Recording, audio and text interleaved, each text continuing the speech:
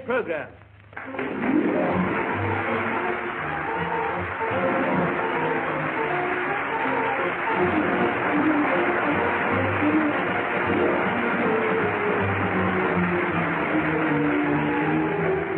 Well, once again, we're privileged to introduce to you that model of scholastic understatement, Dr. Muffin, principal of St. Michael's School for Boys, or in other words, Will Hay. Well, so over once more to Dr. Muffin's lodgings at Mrs. Potts' semi-detached bijou residence, where we find that estimable lady at the end of dictating an important letter with the assistance of her trouble-making son, Alfie. Now, have you got all that down, Alfie? Yes, Ma. The only trouble is, how am I going to finish it? Well, what about sincerely yours, Mrs. Potts? No, sounds a bit like Vera Lynn. Well, yours truly, then. Doesn't sound quite right to me. I've got it, Ma. Just the thing. Now, read it back to me, Alfie, quickly, before he arrives. If you don't, Ma, here goes. To William Muffin, D.R. D.R.? What does that mean? No, this Doctor? time... No. This time it means debtor. Dear sir, in view of the fact that your rent is now 6 weeks outstanding, I must ask you to quit these premises by noon today. You've had it coming to you, and now you've got it.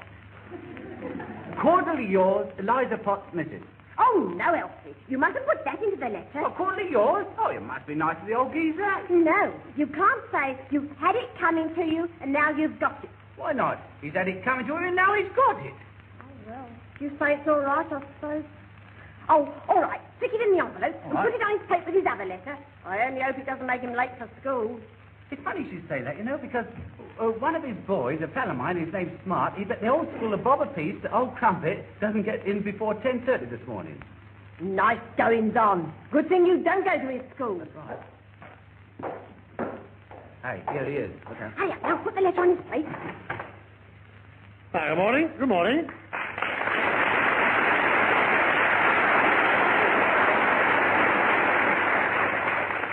Morning. Morning. Oh, letters. Oh, two. Fancy. I wonder who this is from. By hand. Shocking writing. Doesn't know how to address me properly either. What's it? Hey, come on, Alfie. Come over here. Help me with these things. Well, good gracious me. Oh, fancy anyone writing to me like that. I don't see why you should look so surprised, Dr. Muffin. Oh, don't you? Well, as Elsie said, you've had it coming to you, and now you've got it. Yes, but I didn't expect as much as this, Mrs. Potts. Rather overwhelming. Well, have you got any more than you deserve? If it had been anywhere else, you'd have had it long ago. Yes. Yeah, but I didn't expect it at all. I bet you didn't. Be slaving myself to the very marrow bones for you. Well, I'm afraid this letter's got nothing to do with your marrow bones, Mrs. Potts. I didn't know you got any marrow in them. Perhaps I'd better read the letter to you. It says, Dear Dr. Muffin, will you kindly accept the enclosed as a very small token of gratitude for teaching me all I know. It's signed, a grateful ex-scholar of St. Michael's, Sir Frederick Acre. Ex-scholar? I bet he's an ex-convict by now. Ex-convict nothing. Well, you see what heights you can rise to by coming to my school. No limit to what you can become. Look at this one, he's been knighted. First time I heard you had a night school. Don't be funny, Alfie. What's the enclosed, a writ? Writ? Certainly not. A cheque for £100. Eh? Yes. Sir Frederick Acre. I can't recollect a scholar of that name. It was very nice of him to be grateful for teaching him all he knows. He's probably a card sharper, as you taught him. Quiet, Elsie. Well, you certainly never taught him how to spell. Look, he spelled except A-K-S-E-P-T. Oh, has he? Yes. Oh, yes, of course, yes. It should be A-K-C-P-T. Well, anyway, £100 is £100, and he spelt that all right. Of course. Well, now I better open the other one. It'd be funny if there was another cheque for 100 in this, wouldn't it? Yes, very funny. Yes. I see. Yes, very funny. Very funny. So I've had it coming to me, now I've got it, eh? Please, Mr. Muffin, don't take that too seriously. Yeah, that's right. Ma will have a little joke, you know. Oh, she will she? Yes. Yes, well, in that case, as it's a little joke, of course, no doubt you'd like me to forget all about it. Yes, but that is no. Well, I mean, forget all about the notice to quit, but... Yeah, I know. Yes, well, Forget all about the £11 I owe you, too. £13.10. All right. £13.10. I can forget that just as easily as the 11. In fact, the more it is, the better I like forgetting it. I don't mean that, Dr. Muffin. No, I'll bet you don't. Anyway, I'll tell you what I'll do, Mrs. Potts. Watch him, Ma. He's got that crafty look about him. Watch him. If I pay you £11... £13.10. All right. £13.10. Don't trifle, Mrs. Potts. You've got to take something off. I beg your pardon? Well, I know. I didn't mean that, of course. I meant either you reduce my rent 5 shillings a week from henceforth, or I shall take my patronage elsewhere. That's all. You go. I couldn't afford to keep Elsie at school. Well, there's a very easy solution to that. Oh, no, there isn't. You don't catch me going to St. Michael's. Look, Mrs. Potts, if you make my rent £1 a week, I might arrange something in the nature of a scholarship for Alfie. Not if I know it. Oh, very well, then. You pay me what you owe me, and we can discuss future terms. But don't discuss any school terms for me at his place. Well, of course, I should expect better meals. I'll do what I can. Good. Well, now, you take this cheque and let me have the change, and we'll call it a deal. Oh, but I couldn't do that. I haven't got all that amount of money.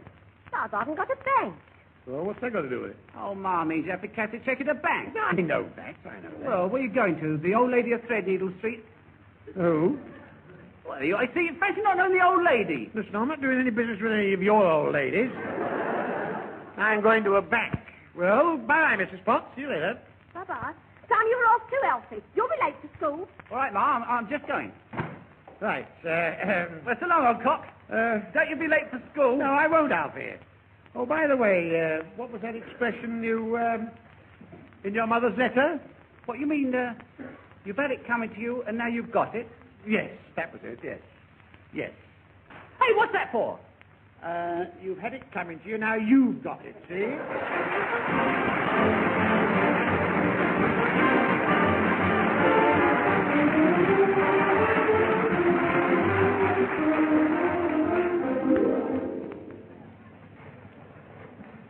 Good morning. Good morning. Nice day, isn't it? Yes, yes, rather. Very nice day for the banking business. I suppose so, yes. Would you mind cashing me a cheque? Certainly, sir, yes, certainly. It's from an old friend of mine. Oh. Yes, he's Sir Frederick Acre. He's a knight, you know, a very influential man. Yes, I'm afraid we can't cash this for you. Why not? This cheque has been crossed. Oh. Oh, you mean I've been double-crossed? No, not at all. You'll notice that this cheque has 2 lines drawn across it with the inscription "and co." between them. Oh, I see. What, that little thing there? Oh, I shouldn't worry too much about that. All the same, I'm afraid we can't pay cash for it over the counter. That's all right. Slip it to me under the counter. I mean, this cheque must go through somebody's account before we can cash it. Go through somebody's account? Yes. Oh, no. I'm not going to let my cheque be bandied about with Tom, Dick and Harry. No. It's paid out to me, besides a lot of money. Maybe you'd like to start an account of your own. Why, can I do that? Why, certainly. Would you like a credit or deposit account? Oh, why, what's the difference? Well, only a very slight one, of course. With a current account, you can draw the money out, and with a deposit account, you can't. Oh, I see. You call it a slight difference. Well, I'll take the first one. Very good. Now, how much would you like to deposit? Well, what do you mean? How much do you want? Well, you want me to put down some money? Well, of course, to open the account. Oh, I'm afraid I haven't got much ready cash with me at the moment. Oh, see. Would 11 apartments do? I see. Yes, well, I think that might be arranged. I'll take the cheque as well. What? I understand you want it cashed. Oh, of course, yes. Well, now, I'll let you have a checkbook, you see? Yeah. And I shall want your specimen signature. My what? Specimen signature. Well, I don't think I've got one of those. No? No, but I can sign my name on a bit of paper for you if that's any good. You will have your little joke, won't you? Well, now, what about the checkbook? Oh, yes. 12, 24, 50, or 100. Oh, one book will be enough to start with. Yes, I know that, but how many checks would you like in it? Well, how should I know? Well, may I suggest 24? Suggest what you like. Well, here you are then, sir. Good, I'll write a cheque right away. Write a cheque? Yeah, for the £100. But you can't have that yet. No? I mean, it'll take 3 or 4 days. What? And endorse it, please. In Dorset? What do you mean, say that I've got to wait 3 or 4 days and then go to Dorset for my money? Not at all, not at all. You mean, The money will be paid into your account, but the cheque has got to be cleared. Cleared? Oh, Yes. why, is it dirty or something? No, it's got to go through our clearinghouse. Don't you understand? The cheque has to get back to the account of the person who draws it. Then we draw the money from his account. It is then paid into your account, and then you go and draw it out of your account, which takes about 3 or 4 days. Oh. Well, why do I have to wait 3 or 4 days? Because we have to make sure that it is all straight and above board. That is the system upon which our trust bank works. Trust bank? Yes. Ah. Doesn't seem to be much trust about that lot, does there? Well, I'm afraid it can't be helped. But listen, I don't want to wait 3 or 4 days. I don't ask you to wait 3 or 4 days while I take this cheque to the dry cleaners or whatever you do with it. I think it's a twist. Well, there is, of course, one way out of your difficulty. Yeah? I noticed that this cheque is drawn upon one of our own branches. It might be possible for me to get it specially cleared by telephone. Just one moment, please. Yes. I want a trunk call, please. Chestnut 177. Thank you, yes, I'll hold on. Of course, you understand that we shall have to make a slight charge for special clearance. Look here, matter of few shillings, of course. Mere trifle. Oh, it's all right. Take out 100 quid. Hello, Chestnut 177. Lummy, you must have influence. I usually have to dial low and wait half an hour. This is the cashier of number 23 branch here. I have a cheque for £100 drawn on you on the account of Frederick Aker. Sir Frederick Aker. Yes, that's right. A-K-E-R. What's that? Oh, I see. Yes. Oh, very well. Yes. You're quite sure? Thank you. Right, now then, how do I set about writing out the cheque? I'm afraid there's been some mistake. Oh, don't worry about that. I mean, it's all right. I quite understand you've got to be careful. You're only doing your duty, as it were. The Midchester branch has no account in the name of Frederick Aker. What? This must be either R.D. or N.A. Ah, no, that's where you've gone wrong. Those aren't his initials. It's F. F for Freddy. No, sir. You misinterpret my meaning. No, it's not miss anybody at all. It's a man. One of my old pupils, these initials aren't R.A. or N.G. or whatever it was. Sir, yes? I must inform you that R.D. means refer to drawer, and N.A. means no account. I am informed definitely that Sir Frederick Aker has no account with us. Therefore, we cannot honour his cheque. Well, I'm not asking you to honour it. I'm asking you to cash it. But I'm trying to explain, sir. We cannot pay you £100 on this cheque. Oh, I will give me £50 to go on with. But we can pay you nothing. Nothing? What, not even 5 bob? Not a penny. Oh. What's going to be having an account if I can't draw any money? But you haven't any money in the account to draw, except the 11 and 4pence you opened the account with. Well, I'll take that. You mean you'll close the account then? Close it? Blimey, it doesn't look as though it's been open very far, does it? Oh, very well, sir. I'll just see how much you have to come. What do you mean, how much I have to come? I've got 11 and 4pence to come. I'm afraid I've got to deduct the usual charges. Now, let me see. Checkbook 4 shillings, trunk call 6 and 4pence, special clearance charge 5 shillings. Is that the figure you make it, sir? Right, 6 and 4 and 5 and add 4 and carry 2. Yes, that's right. 15 shillings and 4pence? Yes. Well, that means you owe us 4 shillings. What? Yes, sir. You owe us 4 shillings. Of course, if you'd like to return the checkbook, which is just that value, that would round off the transaction equitably. And I've got nothing to come at all? No, sir. Oh. So you take my 11 and 4pence for telephone calls and other mere trifles. That's right, sir. And I don't get the under quid either. Quite right, sir. In fact, we did you a favour in opening an account for such a small sum as 11 and 4pence. Oh, you did me a favour? Yes. Yes. Well, will you do me another favour? Certainly. Let me breakfast for the bus, please.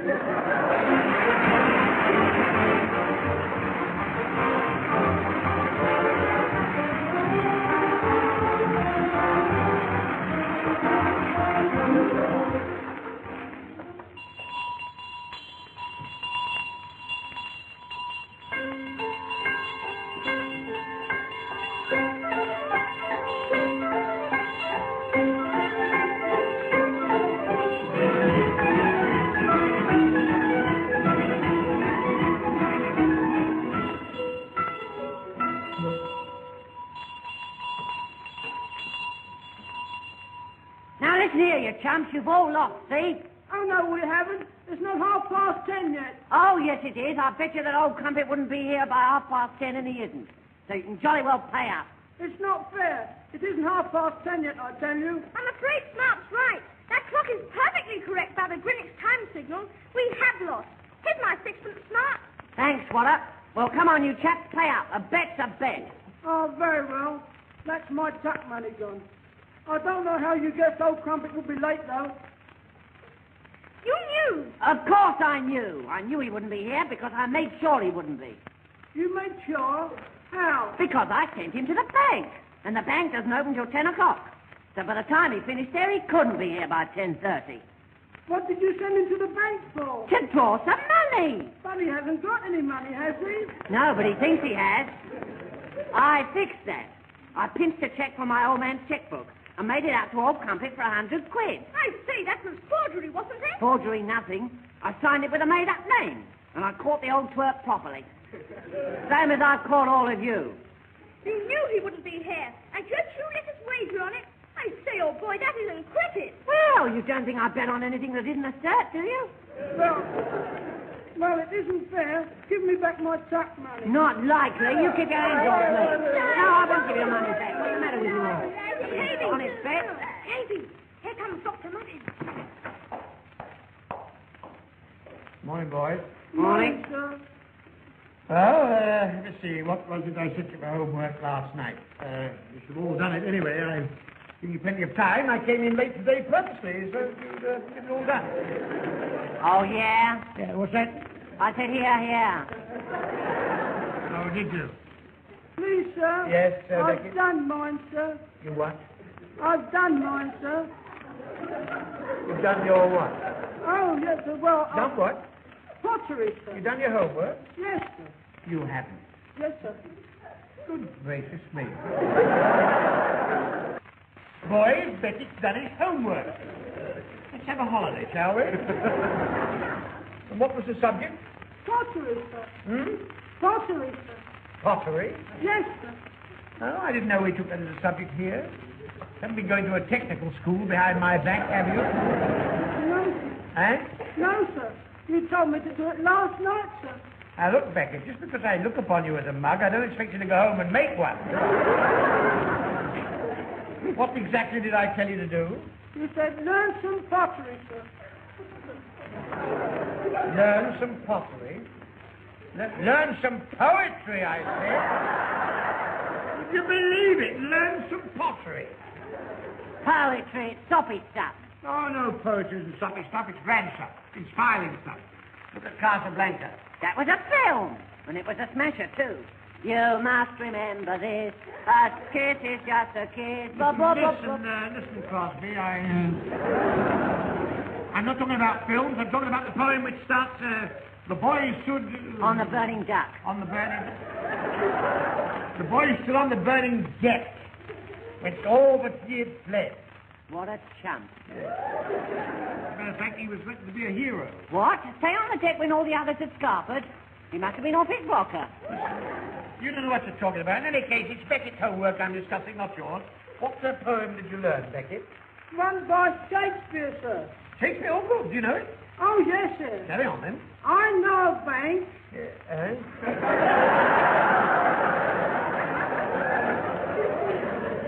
You know what? A bank, sir. Yes. So do I, but what's that got to do with poetry? Please, sir. That's it. I know a bank. Yes, but do you know any poetry? Well, sir, I'm trying to tell you. I know a bank. I'm trying to tell you, too. I don't want to know anything about the bank, you know. It's quite enough. I know enough about banks to last me a lifetime. Please, sir. Yes, Darcy? Beckett is not referring to this financial organization, the name of which is derived from the Latin banco or bench, which in its turn is derived from the bench at which the original bankers used to sit, but rather to the sloping portion of rural ground, covered with verdure and fluorescent growth. In other words... Yeah, in other words? Are there any other words left? Beckett means the poem by Shakespeare, the first words of which are... No, don't tell him. Don't tell him. I want to see if he knows. Oh, yes, sir. I know a bank. Oh, Lummy, you back at that bank again? Now, look, If you're not careful, you'll be overdrawn. Look, even I know that's the first line of the song. The poem is, I know a bank whereon the wild thyme grows. Oh, is that what he's getting at? Yes. Well, why didn't he say so? Well, get on with it, Becky. Go on. Yes, sir. I know a bench. Yes. We're on the, please, sir, I forgot it. You forgot it. We Yes. just told you what it is. We're on the wild time blows or something. Well, go on, get on with it and learn it. No, sir. Yes, now, go on. Smart, come on, let's see your homework if you've condescended and do any. Well, I have, so fiddledick. Good.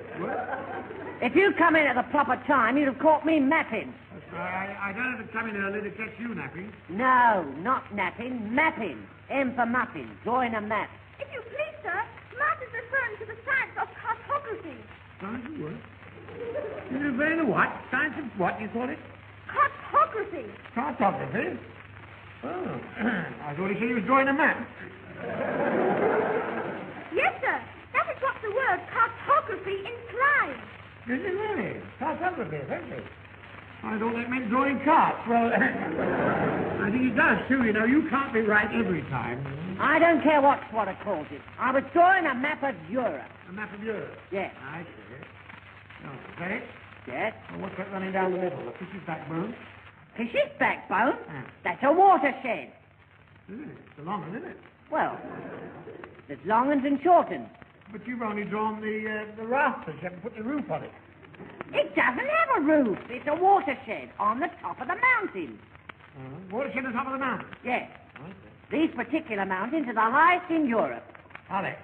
Well, who put the watershed there? No one put it there. It's always been there. Always been there? Yes. No, that'd be silly. It can't always have been there.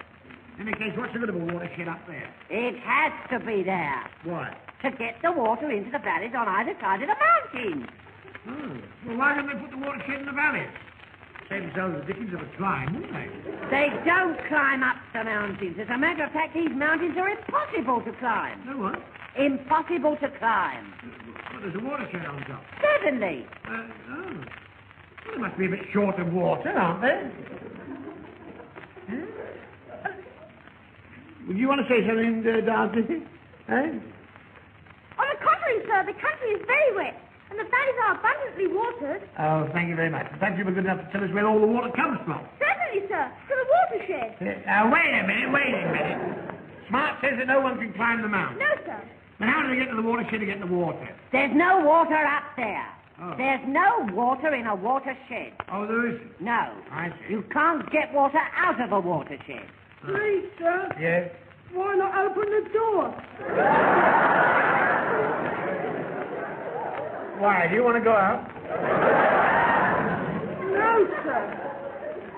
I don't mean this door, sir. I mean the door of the shed. The door of the shed? Yes, sir. If you open the door, you can get some water from the shed. Really? You know, the boy's quite right, you know. Why not open the door? There is no door. Look, I'll start again. Yes, do, yes, go on. A watershed is not a shed. No. It has no water in it. No. There is no door. No. No, well, that's fine, isn't it? A watershed is a shed which isn't a shed at all. It has no water in it. It's got no door. To make it easy, you stick it on top of the mountain where nobody can get at it. Please, sir. Perhaps it's prefabricated.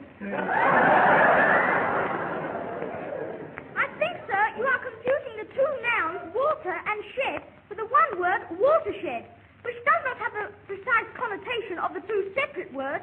In point of fact, a watershed is merely a term used by geographers to describe a range of mountains, which acts as a central and suitable distribution gathering ground for the manifold streams and brooks which find their origins in the higher regions.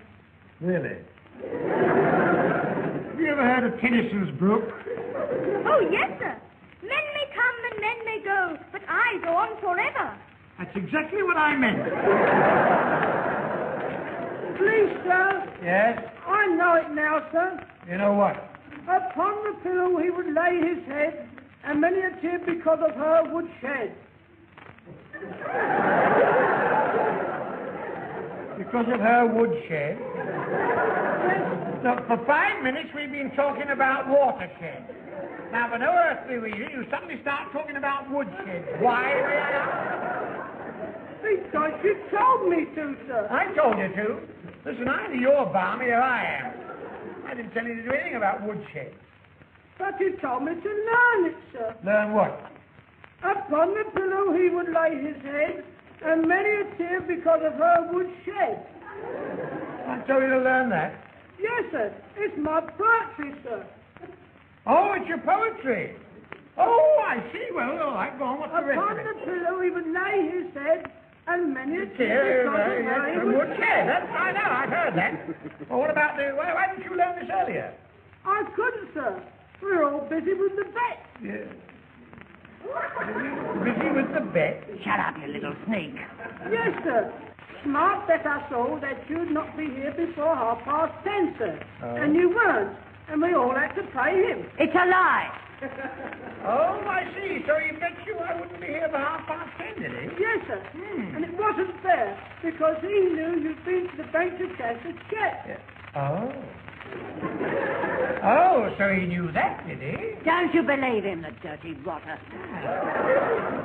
And he said he would give you easy because he was such a good faker. I see. He diddled me because he was such a good faker. He was such a good what? Faker, sir. Faker? Yes, sir. Faker? Just a minute. Sir Frederick Aker. F. Aker. Faker. Oh, I see. All right, boys, you may go. Oh, you wait till I catch you, Beckett. You wait. Oh, no, not at all. You wait, Smart. Oh, so, you won some money from them, did you? Yes, How much exactly? 11 and 4pence. 11 and 4. Ah, remarkable. Well,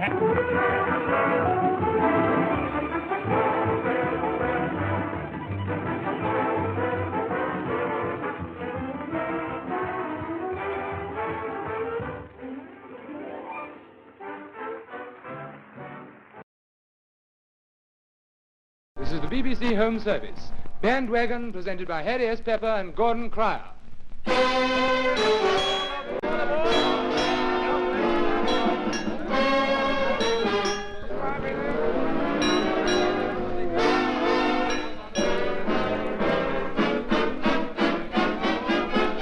Bandwagon, come on and make a trip upon the bandwagon. It's a wild boys, it's a grand wagon. Come on and make your trip and join the bandwagon, starting now, boys.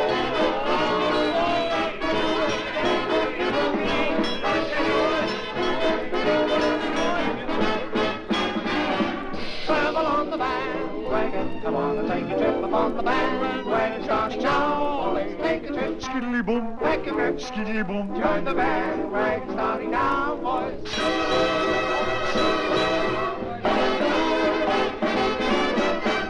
Well, here we are, everybody, with another bandwagon. Oh, I wish we could find a new way of starting this show besides you saying that. No, stop it, Big. We had all that out last week. Yes, but you must admit it gets a bit humdrum. Aye, proper dumb. It's really humdrum. We had that out last week, too, didn't we? Well, let's tell them the joke about old Nasty's father and mother. No, the censor had that out this morning, if I remember right, Leah. Oh, yes. In any case, Big, remember what we agreed? We were going to give old Nasty a rest this week and talk about something else for a change. Yes, but you feel you'd like to say something about him. You know, he's pinched a lot of our publicity, hasn't he? I mean, he's had his name in the paper every day this week. Anyway, Mrs. Bagwash isn't worried about him. Oh, she doesn't care a hoot. She said to me this morning, it's no good them Germans sitting up in those balloons over London trying to frighten us because they can't. By the way, Big, who was the gentleman who came to the flat just as we were coming down to broadcast? Oh, that was the gentleman from the town hall. He said he called for the form that he left last Tuesday. What form? Well, the application form for the international refrigeration thing. You mean the national registration? That's right. Did you give it to him? Oh, no, I told him he didn't want to join. No, you silly little man. We've got to fill that in. Why? Well, if we don't, we'll be liable to a penalty. You know what a penalty is, don't you? Yes, it's when a member of one side kicks his own behind. No. Is that right? So, that's a corner kick. This is a Oh. penalty. Now do you understand? Yes. Well, what? Well, a penalty. If you don't fill up this form, the gentleman comes up to our flat with a football, and when we open the door, he has a free kick at the ball, and we're not allowed to stop it. Now, I think you're being rather silly. Oh, well, the money's all right. I should worry. Listen, have you got the form on you? Yes. Where is it? I've got it in the lining of my bowler. What on earth did you put it in there for? Well, you told me if we got anything that looked official to keep it under my hat. Take your hat off. I've told you before how silly you look broadcasting in a bowler. It's better than televising in a trilby. Oh, come on, let's have a look at it. Oh, isn't it long? Well, it's like the certificate I got when I passed my intermediate examination for the pianoforte. I got 110 marks. They only give you 100. Well, I did cross hands twice. Did you? Yeah. Come on, then. Let's have a look at this form. Here you are. It's got to be filled in by the head of the household. Oh, that's me. Now, don't be silly. I'm older than you are. Ah, but I'm the tallest. Tallest? Yeah. Taller? I tall, you tall. Elles ont. Don't lark about me. To save trouble, we both fill it in. All right, when we go in alphabetical order, and I'll go first. Right you are. They filled in the address for us, Top Flat Broadcasting House. Yeah, what's this? Description of premises. What shall I put? Clean? No. It doesn't mean that. It means how would you describe our flat? Well, I should say it was proper humdrum. Well, put it down. All right, proper humdrum. Right. Pen's a bit scratchy, isn't it, Big? Well, it's never been the same since I lent it to Norcia to pluck her eyebrows. Big, you can't spell proper. Well, it's the only word I can't spell. What do you mean? Well, when I was at school, teacher always said I couldn't spell proper. There's another mistake you made. You put an H in humdrum. I better cross it out and start again. Right. Oh? There, you've made a blot. Oh, well, I'll make it into a little man, shall I? Right you are. Look, there's his arms, and there's his legs. That's all very well, but there's no more room on that line now. Yeah, well, I better rub it out and start again. You got a rubber? No, I never have a rubber. Even when I was at school, I never had a rubber. What did you use? I used the little boys that sat in front of me. Well, let's scratch it out with a penknife. Here you are. Oh, scratch it out. Scratch it out. Scratch it. Oh, you've made a hole in the paper now. Well, I don't suppose it'll matter. The gentleman will think description of premises vacant. Oh, that's fine. Well, what's the next question? Well, surname and other names. I'll put mine first. A-R... Yes, Arthur. No, it's surname first. ASCII. I see. I'll have to make that R into an S, won't I? All right. Press hard. All right. Oh, blow, I've made a blot again. I'll have to turn it into another little man. There's his eyes. That's a good one. Yes, it's a jolly good one. It just needs a couple of strings on his hat and it'll look like the bishop. Oh, don't be a silly tall man. Well, now, listen. I'll start again on the next line. ASCII. A-S-K-E-Y. Now then, my Christian name, Arthur. I just put Artie for short. Yes, all See? right. A-R-T-Y, Artie. Saves a bit of time. Haven't you got another Christian name? Well, I believe I have. Surely you know. Well, as a matter of fact, I couldn't get to my christening. Why not? Well, somebody had to look after the shop. Oh. But, when my mother and father and uncle and aunties came back, Father said, "We've christened you Arthur's ASCII." But what are the initials on your pencil box? A-M-A. Well, that's it. Arthur Mafeking ASCII. Why, they call you Mafeking. Because I was born on the day after the Battle of Trafalgar. Oh, I see, yes.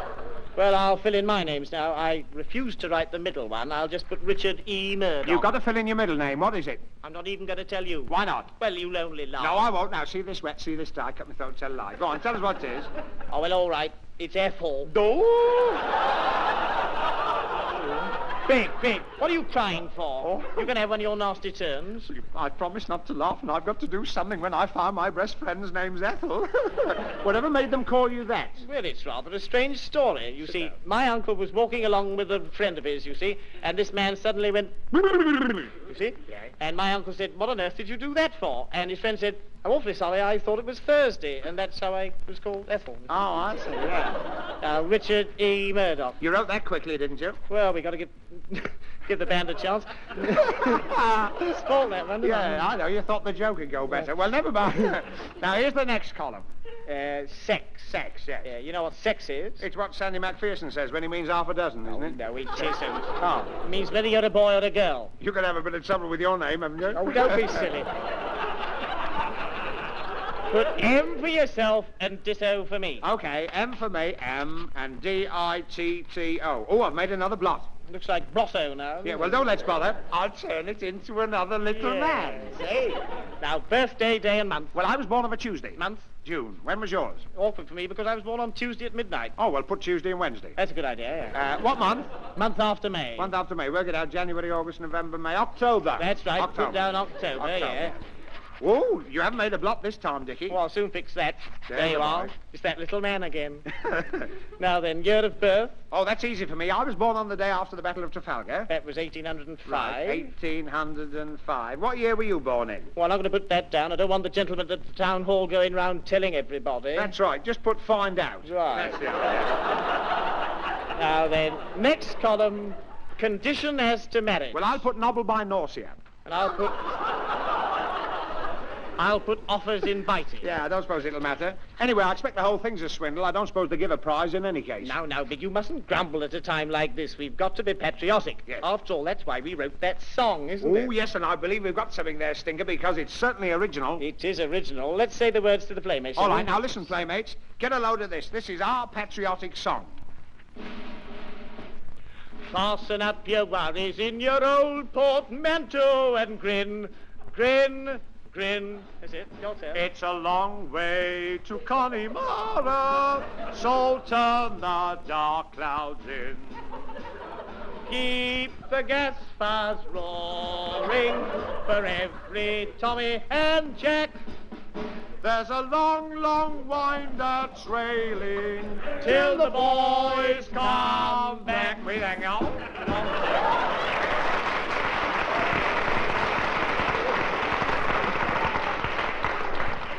And now here's Jack Hilton and his band to play you a silly tune called Peckin' with the Penguins.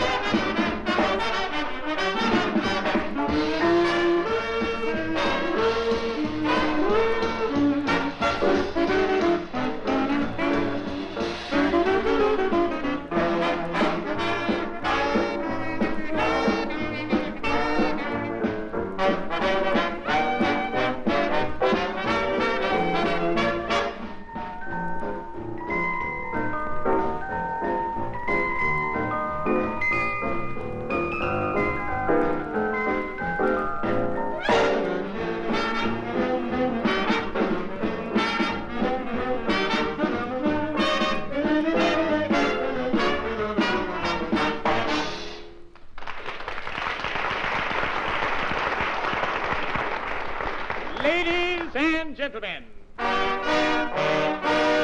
once again, Bandwagon brazenly presents Chestnut Corner. All the things we come out with. My wife's a decided blonde. I know, I was with her when she decided. Excuse me, sir, but can you spare me a shilling for a cup of coffee? Shilling? That's a lot for a cup of coffee, isn't it? Listen, are you trying to tell me how to run my business? What could be nicer than a nightingale in a tree? A lark in a field. How did you lose your hair? Worry? What did you worry about? Losing my hair. How are you getting on in your new house? Oh, fine. I furnished one room by collecting coupons out of soap packets. That's a grand idea. Why not furnish all the other rooms in the same way? I can't. Why not? They're full of soap.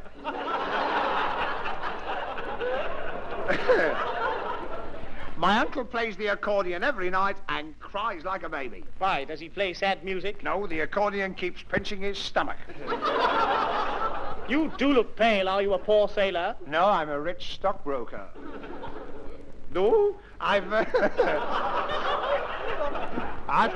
I've come to change my name. That'll be an expensive business. What is your name? Harry Smells. Oh, I'm not surprised. What do you want to change it to? Charlie Smells. And that, ladies and gentlemen, concludes Chestnut Corner for this evening. Later on, we hope to bring you some even better old jokes. Meanwhile, carry on, Bandwagon.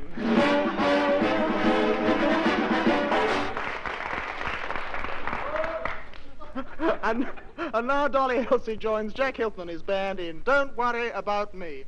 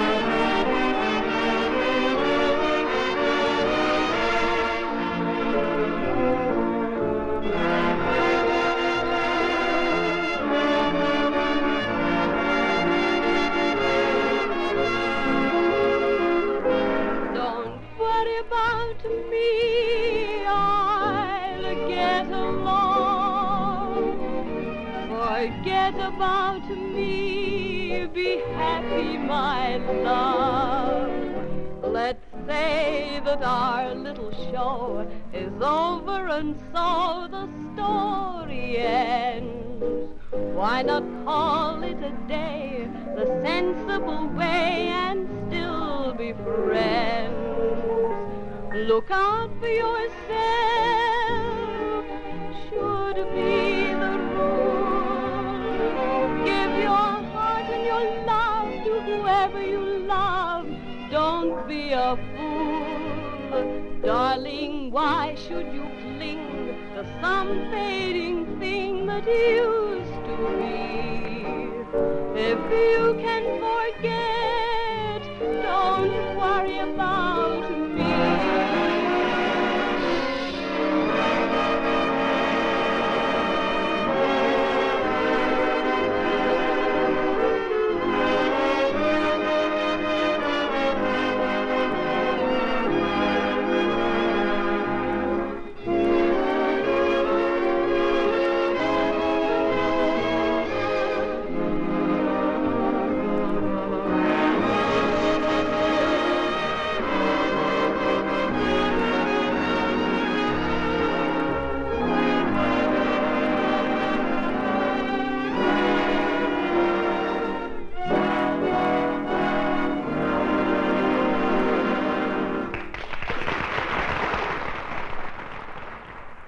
And now here's your old China Sid Walker once again, still seeing it through.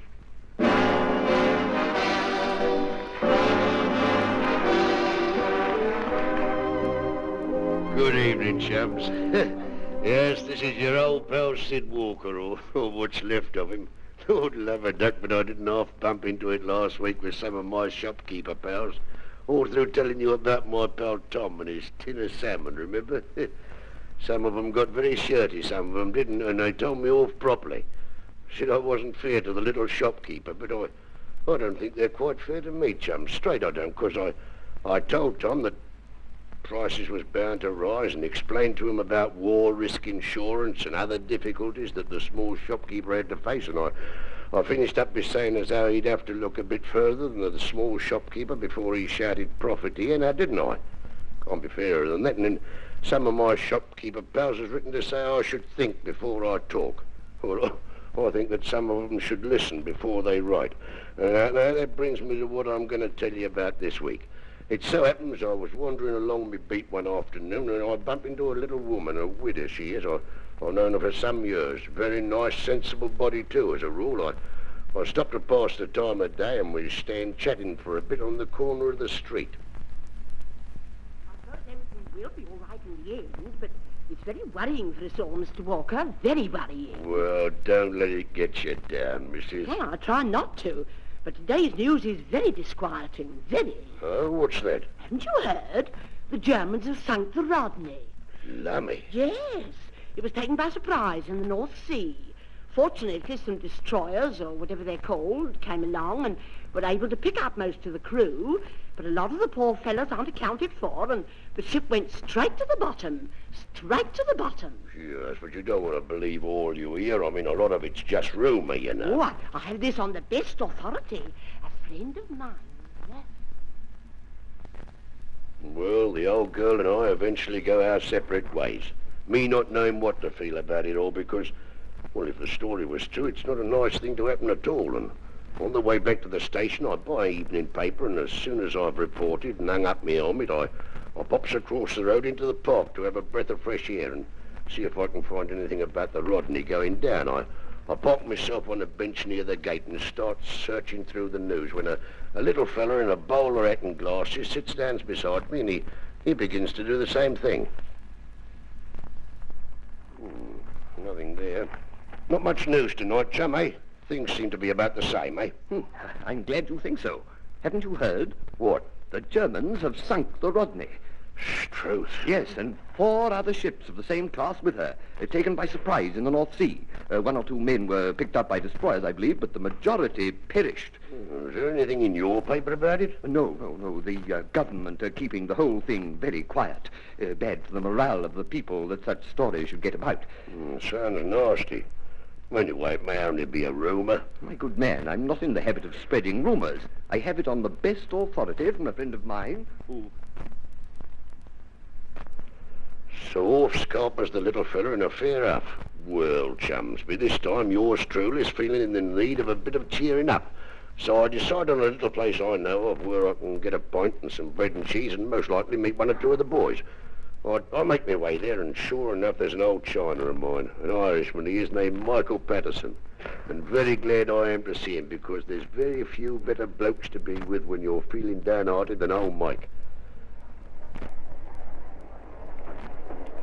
Good evening, Mike. What do you have? Evening, Sid. Bitter. 2 bitters, miss. 2 bitters, all right. What's the matter with you, Mike? Come on, cheer up. The war will soon be over. It's over now. Eh? Haven't you heard? What? They've sunk the home fleet. What? The whole lot, including the Rodney, taken by surprise in the North Sea. Some of the lads got picked up by destroyers, but they can't have saved many of them. There's nothing in the papers, Mike. There will be. Only happened this afternoon. I met a chap on my way here who's heard on the best authority from a pal of his who knows. Well, chums, now what do you make of that? The same story 3 times, practically word for word. Only the first time it's the Rodney, the second time 4 cruisers and the Rodney, and in old Mike's version, the Rodney and the whole home fleet. There's something wrong somewhere, and I had to find out what it was, or I wasn't going to sleep that night. But how? All of a sudden, I thought of a peacetime client of mine. He's a clerk or something in the Admiralty. We often have a pipe together, we do, so I squeeze myself into a telephone box and I have 2 penn'orth. Well, he tells me that, of course, he can't give me any information about what actually has happened till the news has been through the mill, like, but he can tell me that the home fleet, including the Rodney, are still afloat and doing fine. Go to bed and don't worry, Sidney, he says. You'll understand how it happened when you read your morning paper. Well, I was up with the lark in the morning, and the first thing I do is grab a paper. And what do you think, chums? They've sunk a little freighter, and her captain, who'd luckily been saved by a destroyer with all his crew, was named Rodney. See? Somebody gets the wrong end of the stick and starts passing the word round. Just like that kids' game we used to play, you know, passing messages. And the story gets twisted round, and before you know where you are, there's Mike telling me how the home fleet's at the bottom of the sea. Sounds funny as I've told it to you, chums, but, well, it ain't really funny. You see, big ships has big crews, and those crews has relations. Wives, mothers, sisters. And when they hear these rumours, it causes a lot of unnecessary doubt and misery.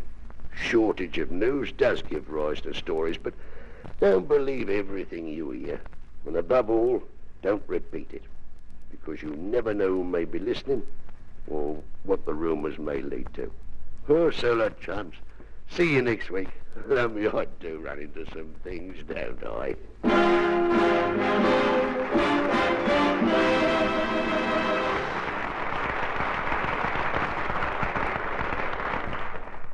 And now Jack Hilton and his band will play a concert arrangement of an old favourite which will be sung by Denny Dennis, Penny Serenade.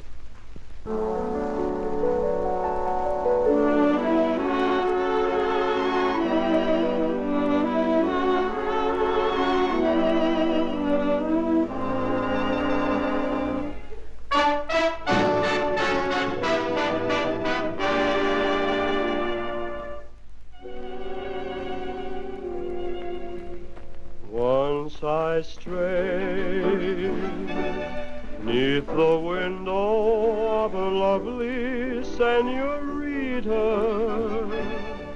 and she smiled while I softly played my penny serenade. See, see, see, you can hear it for a penny. See, see, see, just a penny serenade. In her eyes shone the tender dawn of love and sweet surrender.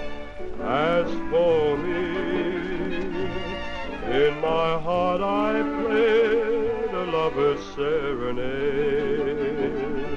See, see, see, hear my love song for a penny. See, see, see, just a penny serenade.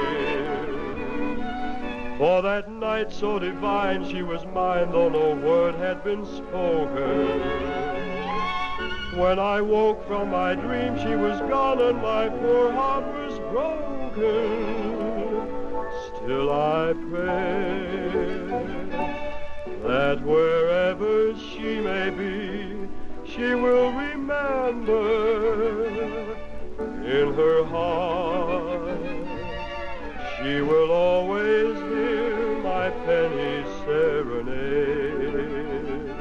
See, see, see, that's my love song for a penny. See, see, see, just a penny serenade.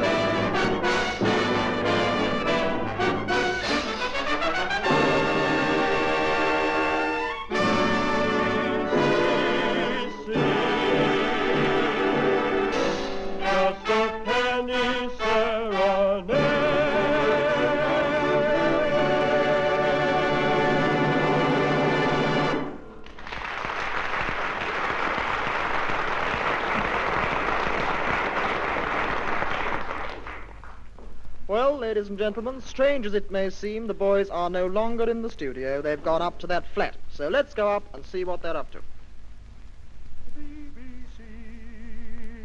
Oh, they want you for a penny. Oh, blow. It's no use sitting there sulking, Big. Everybody else is putting on a bold front, and don't say yours is at the lawn. Oh, but it's so humdrum, isn't it? Oh, well, switch on the wireless. Well, you know the wireless is not working so well since they cut the electricity off and we're working it by gas. Well, see what's on. I will repeat the description of the man the police are anxious to interview. Hair brown, eyes blue, average height, average weight. Dressed in coat, waistcoat and trousers with shoes to match. Average. Will anyone who has seen a man answering this description please communicate with the Chief Constable, Police Station, Rory-on-the-Moor, Manx. Telephone number, Little Wobbleswick, 20Y. Doesn't that announcer sound like Gordon Cryer? Anyway, switch Gordon it up. Cryer half laughing. That's it. Switch it up. Wait a minute. That description's very like the man we saw in the sweet shop this morning. Which one? Oh, don't you remember we said good morning and he said, I don't know, I'm a stranger in these parts? Oh, yes. That was suspicious to start with, wasn't it? We must go and tell the police. Well, can't we telephone them? No, it'd be too expensive. It's tuppence in London, so it'd cost at least threepence to telephone to Lancashire. Have you got threepence? No. Well, then we'll have to go there. Well, how can we get there? Well, John Watt said we can have his car any time we like, now that he hasn't got any petrol. Oh, well, how can we take his car if we haven't got any petrol? Well, this is our chance to use our brains. I figured out that if we put the back wheels on the pavement and the front wheels on the road, the car's always going downhill, so we can get there that way. Oh, yes. Like you do with your bike when you get tired. That's it. Yeah. Wait a minute. I've just been reading an article in the paper. What does it say? Here it is. How coal can replace petrol. Coal? Yeah. Oh, I get the idea. What? Well, you get a sack of coal in your car and you go to the nearest petrol station and you say to the garage proprietor, I want 5 gallons of petrol. And he naturally says, no, I won't give you any without your coupons. So you undo the sack of coal and throw pieces at him till he gives you some. Is that it? Of course, that's just childish. Oh. I'll read you what it says in the paper. After years of research, it's now an established fact that coal gas can be utilized as a means of supplying motive power to vehicles. Oh, well, that's all Greek to me. Well, it means that they're going to use coal instead of petrol. Well, should we try and make some of this stuff? We haven't got any coal. Oh, well, we can go down to the railway and pull faces at the engine drivers. We better not go down there. Remember what the signalman said last time he caught us playing last across on the level crossing? Oh, yeah. I can remember what he said. I wouldn't like to repeat it. I'll tell you what, Stinker. Let's go and borrow a bit of coal from Stuart Hibbert. That's an idea. He's sure to be in. He's still doing that imposition. I must say ballroom orchestra, not bathroom orchestra. Oh, yes. Well, let's go along and see the old announcer. Do you think we know him well enough to call him Stuart? Oh, yes. After all, we call Sir Walford Davis Wally. We do, don't we? Yeah. Here's his flat. Go on, knock. 2 knocks and ask for Stuart. Shh. Here he is. Now, be nice and friendly. Call him Stuart. Oh, good evening, Mr. Hibbert. We were wondering if you could lend us a scuttle full of coal. Yeah, and the scuttle as well. It's turned out nice, hasn't it? Stop it, Vic. Mr. Hibbert, could you lend us some coal? Oh, what a pity. I always think a coal fire is so much more homely. Yeah. Of course you would, Miss Hibbert, yes, but if you haven't any, you haven't, and that's all there is to it. Good night, Mr. Hibbert. Good night. Good night. He's talking quieter than ever, isn't he, Big? Yeah.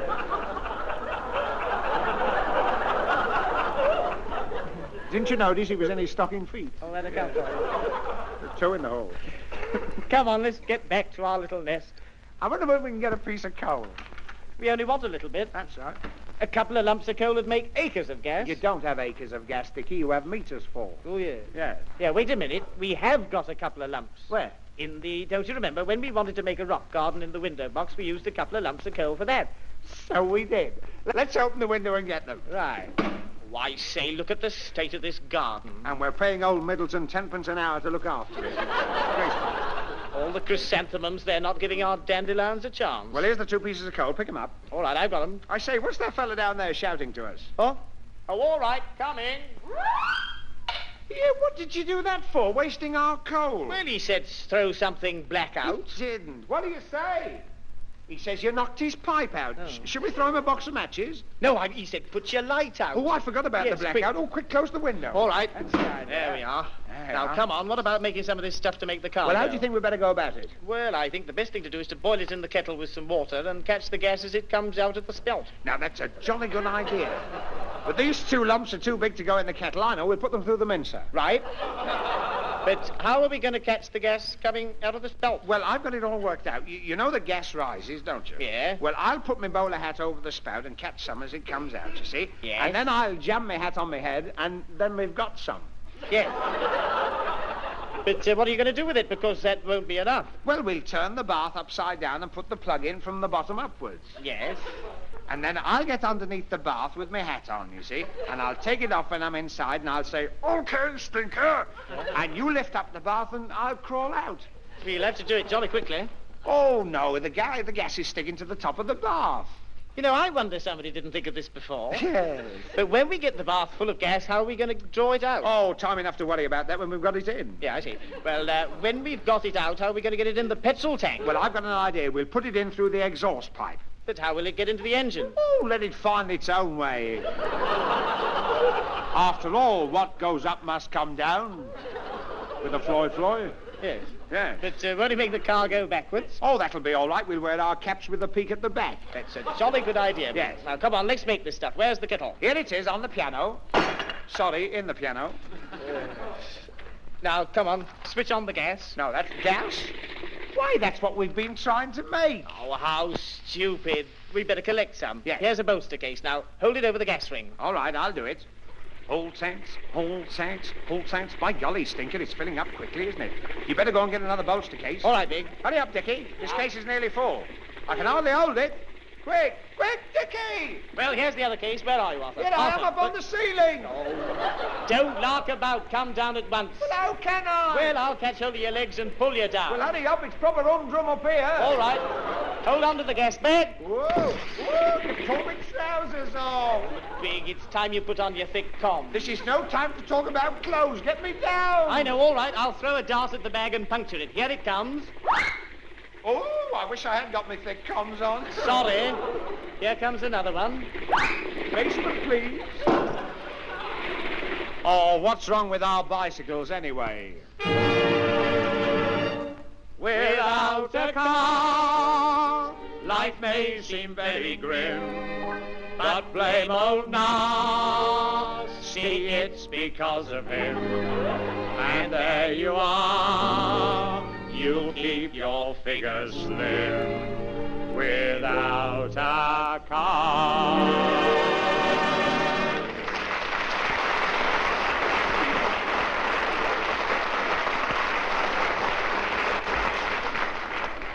For their last number tonight, Jack Hilton and his band are going to play an arrangement by Artie Shaw of Table D'Hôte.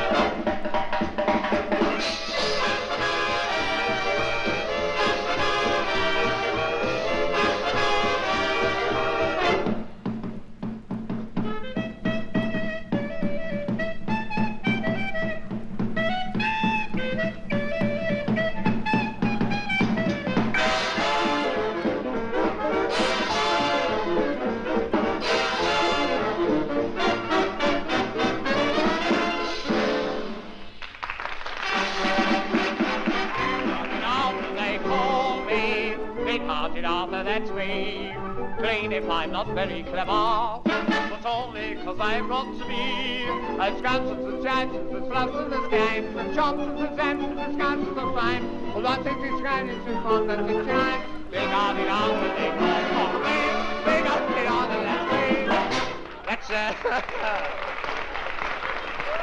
Hang on. That's a special verse for Chinese listeners. You'll have to excuse that, playmate. Well, anyway, I'm on the wrong page. Oh, no, I'm all right. Now, listen, I'm going to give you rather a recital this evening, playmates, so in case any of you have switched off by the time I've finished, I'll take this opportunity of bidding you good night while we're friends. Good night, Granny dear. Good night. Sleep well. Pleasant dreams.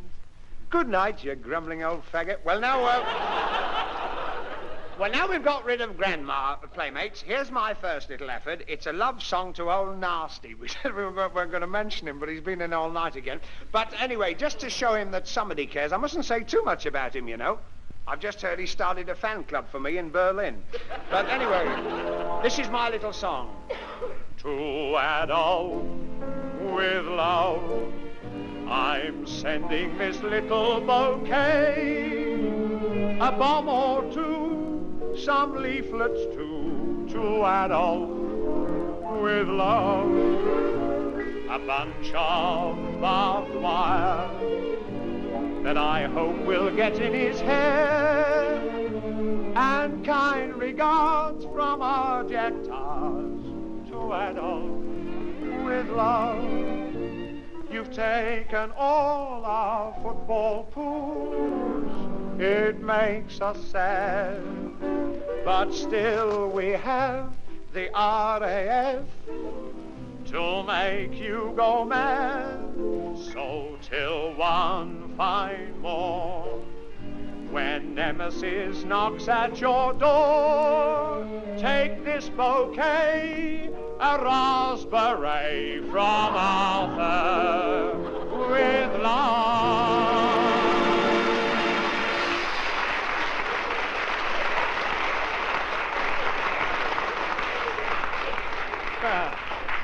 Who is this Denny Dennis anyway? What are you doing? It's not fair, he's got a cold tonight. Well, anyway, if old Nasty happens to be listening, there's another verse to that. But they wouldn't let me sing it, and I'm not surprised. Well, anyway, of course you heard he was in the front line in Poland the other day, didn't you? Well, that was an accident, you know. He was trying to get away as far as he could from the Western Front, and he got so far behind, he found himself in the front line in Poland. And, of course, poor old Goering's in an awful mess. He's so fat, he's nearly on the front on both sides. But, well, anyway, playmates, I'm going to sing you this week a little song that I'm going to sing in the film of Bandwagon that we're making at the present time. Sensation. I've turned out to be a marvellous film actor, you know. I've got 3 companies after me already. The gas, telephone, and electric. And the producer thinks I'm grand. Well, every bit of film I do, he takes it over and over and over again. You know, he likes it so much. And then he throws his hands up in the air and he says, it's unbelievable. It just shows. Why are we waiting? But I can't tell you about the film itself because it'd be, you know, kind of advertising. But Stinker and Jack Hilton are in it as well, so you can tell how good it's going to be. We've had a bit of trouble with Louis the Goat. You know, it's very hot under the lights, but we all wear our gas masks and it works out fine. Mind you, we've had a bit of difficulty with the leading lady. Yeah, we were going to have Nausea, but she doesn't film very well. She's quite pretty, but she's so thin. She has to wear corks on her elbows, you know, but she's a lovely girl. Anyway, that's all beside the point. They're all looking half nasty at me because it's getting very near time, playmates. So I'm going to sing you this little song that I'm going to sing in this aforementioned film. You'll see it in the Ninepennies one day. And it's a little thing written by my old pal Kenneth Blaine, and I entitle it, A Pretty Little Bird Am I. Hang on. My heart is like a singing bird, what wings its way from pole to pole. My heart is like a singing bird, my liver's like a leather sole. Ha ha, hee hee. Oh, little brown jug, don't I love thee? I sing, sing, sing, I fly, fly, fly. A pretty little bird, am I, a pretty little bird am I. My sister's like a singing bird, her voice is like an artichoke. She fell downstairs the other day, and we all hoped her neck was broke. Ha ha, hee hee. Oh, little brown jug, don't I love thee? I sing, sing, sing, I fly, fly, fly. A pretty little bird am I, a pretty little bird am I. My My father's like a singing bird, a corncrake or a raven black. He's always singing at his work, and 16 times he's had the sack. Ha ha, hee hee. Oh, little brown ale, don't he love thee? I sing, sing, sing. I fly, fly, fly. A pretty little bird. Am I, a pretty little bird. Mimi. My heart is like a singing bird, although I'm poor and badly fed. And when my voice is worn away, I beg my door from bread to bread. Ha ha, hee hee hee. Oh, little brown workhouse, I love thee. I sing, sing, sing. I fly, fly, fly. A pretty little bird. Am I, I'm going to fly away. Bye bye. Bye bye, playmates. God bless. Bye bye.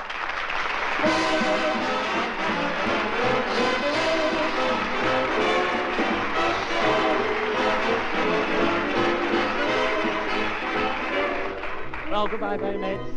My pals here to say goodbye too. That's one bandwagon near to the end of the ball. And yeah, that's what I said last week. Don't you pinch my I never listened But to you. anyway, playmates, we do thank you very, very much indeed, and for listening, you know. And we'll see you again next week, I hope. Bye-bye.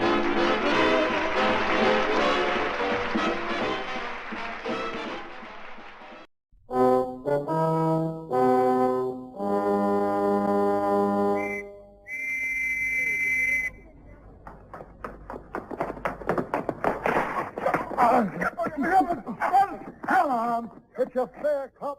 I'm your sergeant. Oh, dear.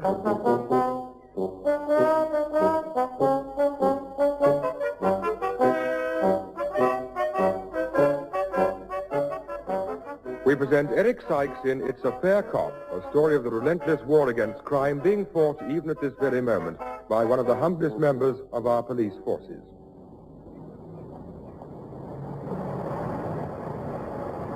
Oh, I think this should do very nicely, you know. Yes, it's right opposite, isn't it? Mon repos. Room and board vacancies. I don't like the look of it. Oh, Sykes, it's ideal. It's right opposite, lad. From that window, we can keep the bank under surveillance day and night. You want to be careful of the landlady here. I know her. Mrs. Prite, her name is. Hard as nails. Oh, don't you worry about that. I'll do a bit of the old posh chat, you know, turn on the charm, flash me teeth a bit. Oh, good morning, madam. Not today.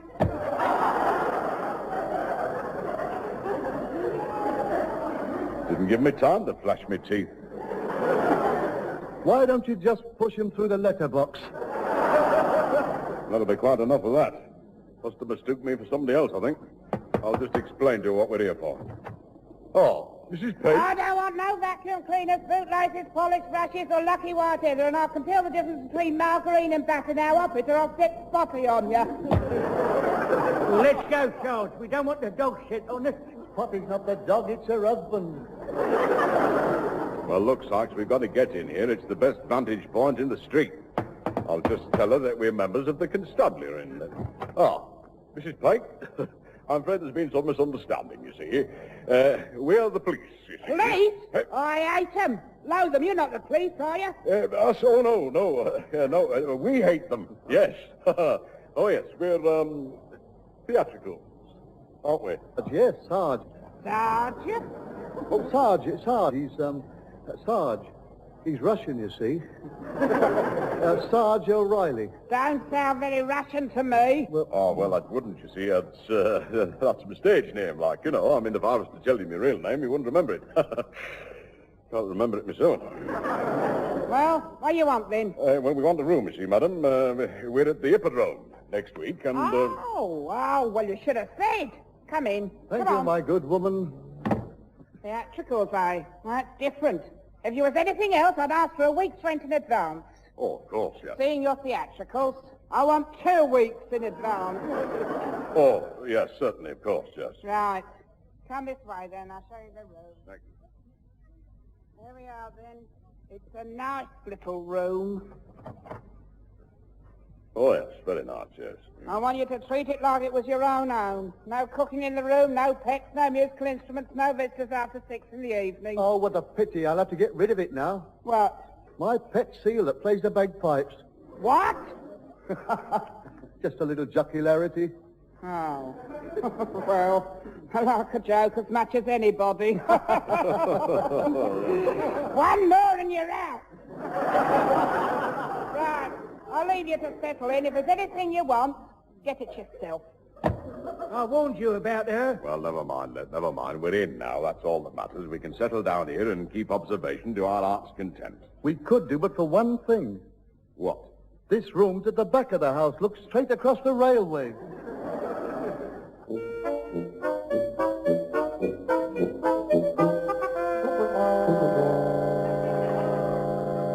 Marvellous. It's a marvellous view from this window, Sarge. Can see both sides of the bank. Oh, good. Never seen so much fuss about changing a room in my life. Smells a bit musty, doesn't Oh, yeah. I think this bed is damp, too. Why? There's mustard and cress growing on the pillow.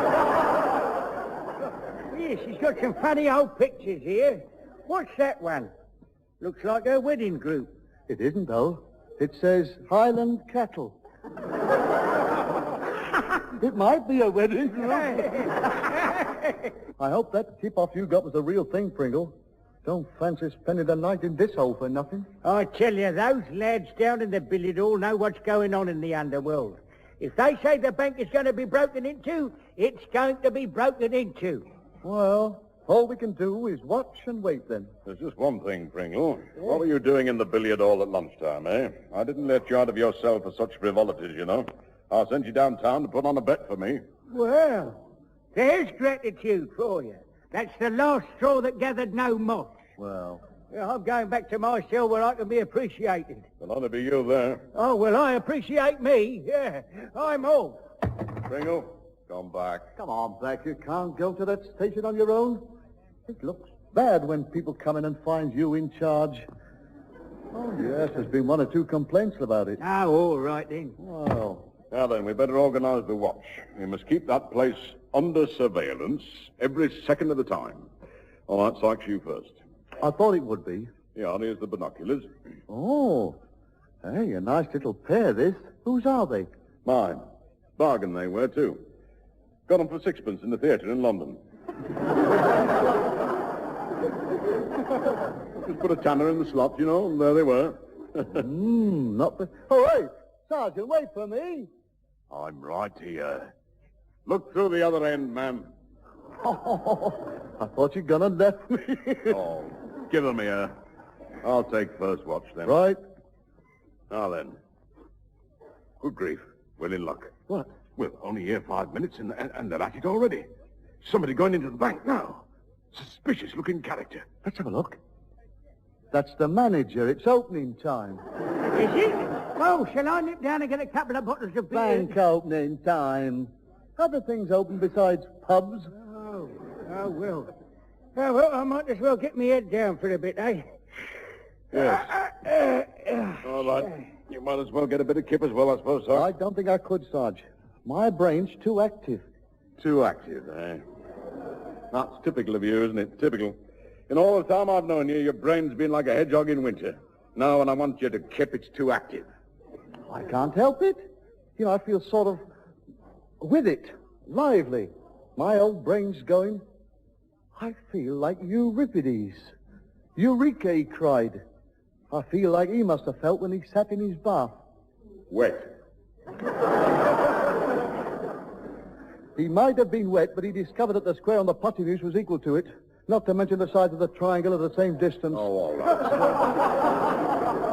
Don't go on, for goodness sake. Look, you take first watch, but stay awake. Oh, I will, Sarge. Tick, my brain. Yes, well, never mind the tick of my brain. Get over to that window. Come on, Pringle, move over. I want to sleep on this side. Oh, what for? Because Cress gives me hay fever. Right. Give me a shout in a couple of hours, Sykes, will you? And stay with it. Right. It's a good view from here. Why, you can see well with these binoculars. You'd think the brick factory was in the next street. It is in the next street. Oh. Oh, look at that. Oh, love him. Oh. A lovely little sparrow. Got a worm for his young. Oh, isn't he lovely? Here, boy. Little sparrow. Look, Percy Edwards, shut up, will you? We're trying to kick. All right, I'm sorry. Fascinating things, these binoculars. Hello. So that's where she lives. Getting up late this morning. Well, I never. Well, fancied that.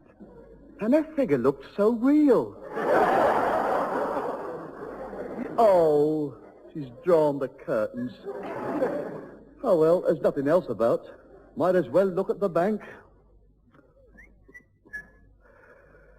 Oh, dear. It's going to be a long, dull day.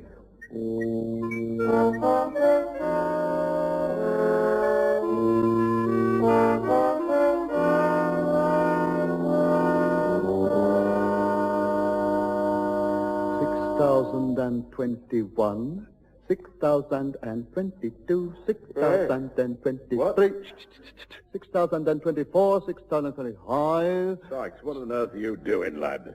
Well, you see this wallpaper, white with red stripes? Well, I've been counting the red stripes.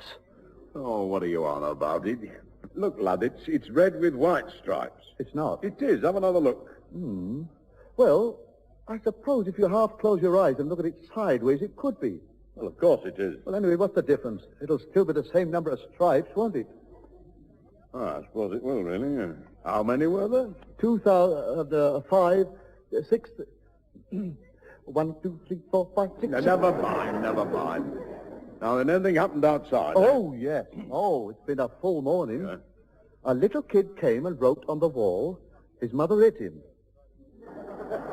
Dog ran across the road, the kid threw a stone at it, his mother hit him again. Then, a bit of paper blew down the road. Then the pressure eased for a bit and there was a lull. Then after a bit, the mother hit the kid again. Well, what for? Nothing, as far as I could see. Suppose she just got bored with nothing happening. Then you woke up. Well, what about the bank? The what? The bank. The bank. The bank. Oh, the bank. Oh, no, nothing. Nothing at all. Oh, well, I don't know. Oh, look at old Pringle there. Sleeping like a baby. A baby what? No, he is, Sarge. Look. His mouth's a little bit open, and when he breathes out, his bottom lip wobbles. Oh, look. Look there. Oh, lovely, isn't it? In a revolting sort of way. Oh, look. Now he's dribbling a bit. Are those his own teeth? Well, almost. 2 more installments, and there will be. Do you know, he reminds me of somebody lying there. Oh. You know. That fella that used to be in pictures. Which fella? You know him. Oh, he was always turning up. Always played butlers. Oh. I know you mean. Yes, he was in that thing, in that one with that fella that dances, you know. Aye, that's him. Just a minute. That's him. I've got him. Wait a minute. He was the butler in that, wasn't he? Just a minute. Fred Astaire. No, that's the dancing fella. That's the dancing fella. But this was the bloke who was the butler. Oh, he has a very long, thin face. Oh, the one I'm thinking of had a round, fat face. Ah, yes, but where were you sitting? Wait a minute. Wasn't that the one that girl was in? What girl? Oh, you know, that girl that was always playing sort of dancing girls, you know. There was a girl in this one. She wanted this fellow I'm on about to be her butler instead of this dancing fellow's butler. Oh, I'll get it in a minute. Had a little hairline moustache. Don't remember any actress with a hairline moustache. Oh, no. The fellow who I think Pringle looks like had one. Oh? Got it? Have you... I've got it. I've got it. No. Eric Blower. Don't you think Pringle looks like Eric Blower? No. Well, it was a good film. Oh, yes, I know. I mean, they don't make pictures like... I'm sorry, Sarge. Just a sec. There's something happening down there in the street. Hey, what is it? She's just hit the kid again. Oh, Sykes.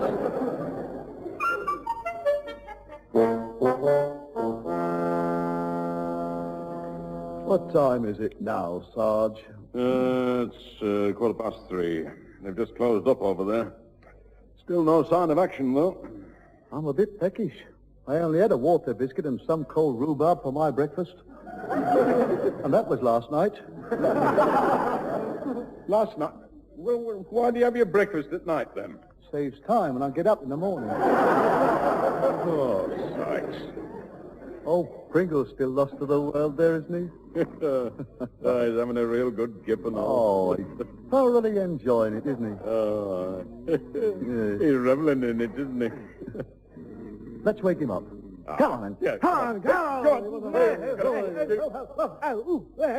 Here, what's up? Come on, Pringle, you've kept long enough. We want you to nip down and get us some scop. All right, Now go down to the Coronation Cap, get a pot of tea and 3 chipped butties. Right out. And while you're out, ring Hatch and tell her what we're on and say I might be late. Right out. Shan't be long. Do you really think there will be a raid on the bank, Sarge? Oh, I wouldn't be surprised, you know, Sykes. Pringle's tips are usually pretty reliable.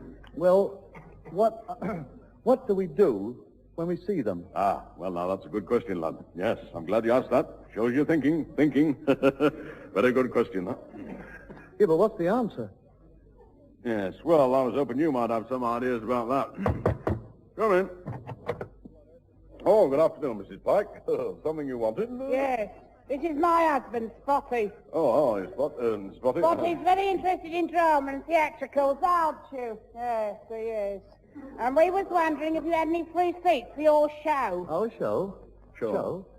Our show? Yes, Oh. well, I know you artists always get free seats and that. Oh, yes. Well, now, I'm afraid that'll be impossible. Oh, that's the sort you are, eh? Mean swine. I can see you're mean.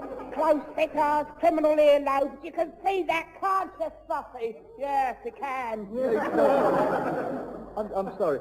It's not that. It's just that we're so popular that when we're on the free list, it's entirely suspended. Oh, very likely. If you had any decency, you'd buy a couple of tickets for me and Spotty after all we've done for you. Well, I mean, what have you done for us? Oh, yes. Very convenient. Have a short memory, isn't it? Oh, yes, that's very convenient. Well, we can easily do without the likes of you. We can let this room again, can't we, Spotty? Yes, we can. Come on, pack your bags. Come on, get out. No, just a moment now, Mrs. Pike, please. I mean, if that's how you feel, we'll give you a turn. I don't see why not. Gee, that's a term. Yes, all right. Quiet. Yes, all right, then, Mrs. Yeah. Well, is that all right, Spotty? Yes, that's all right, he says. What do you do? We're singing. We're jugglers. Jugglers? Singers. Yes, sort of singing jugglers. Yeah, or alternately, juggling singers. Yes. To begin, presenting Sarge, my brother, in something new in juggling. Yes. Yeah,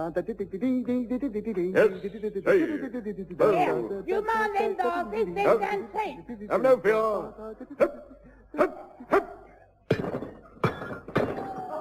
He's broken the moon. Well, that's something new in juggling, isn't it? Most of the others catch 'em. And now, in conclusion, the crooning fools in hits of the 20s. 2 and in. 1, 2.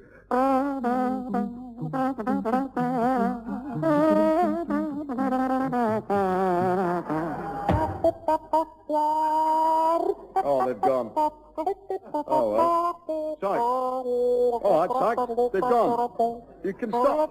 Sykes.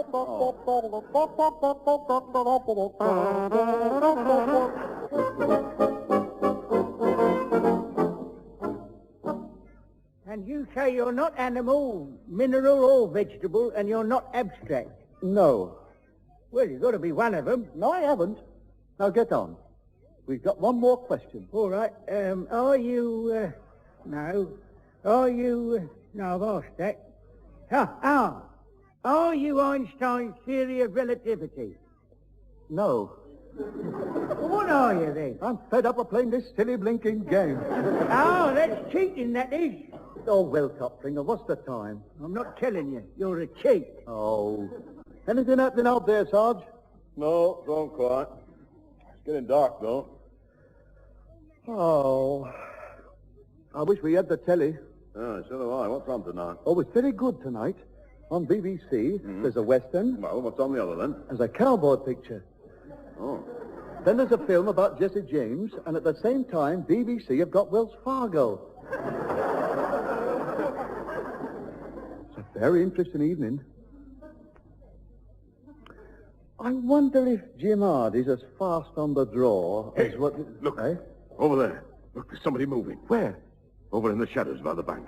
Must be, 2 or 3 of them. Where? I can't see them. Oh, open your eyes, Sykes. Look, man, there. Look, they're sticking together in a tight little group. See? Now, they're all moving across the road together. Coming this way. Sergeant, that's our Hattie.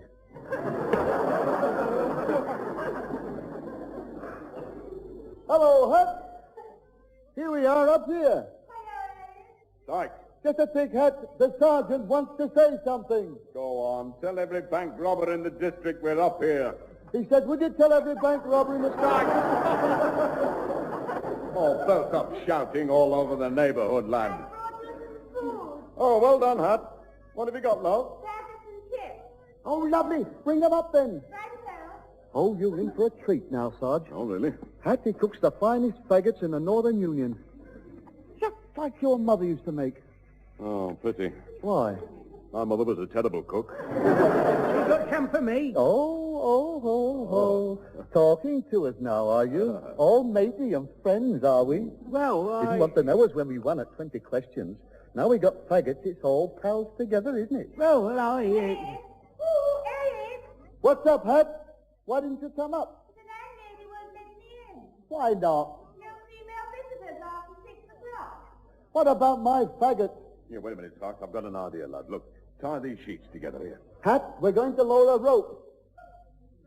Right, you tie... Listen, Hat, very carefully. You tie the basket on the end, all right? All right. Here we are, then. Lower away. All right, well, a bit more. Come on, a bit more, that's it. Right, fine. Oh, come on, Pringle, then the hand to pull it up. There we go now. Right, all the way.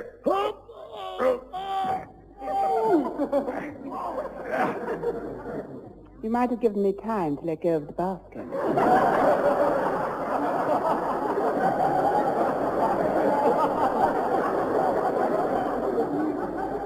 Hello, Hat. Why, I thought your faggots were a bit heavier than usual. Why, they smell good. Here you are, Sarge. Thank you very much. Some for you, Pringle. Help yourself to chip. All right, Thank you. Right, close the window, Pringle. There's a bit of a draft. Right. Oh, yes, I knew there was something. Let Hattie in, will you? Thank you very much. I'm sorry, Hat. Never mind. Oh, have a faggot. Oh, they're all gone. Have a chip, then. Oh, well, here's a bit of bread. Rub it round my plate. No, thank you. Watching you three shovel it away like incinerators is enough to put anybody off their food. Well, I'd just like to say, Hattie, that was very, very much appreciated, lads. Very enjoyable indeed. Do you smoke? Well, yes, I do. Give us a fag then, will you, just to round it up? Well, really?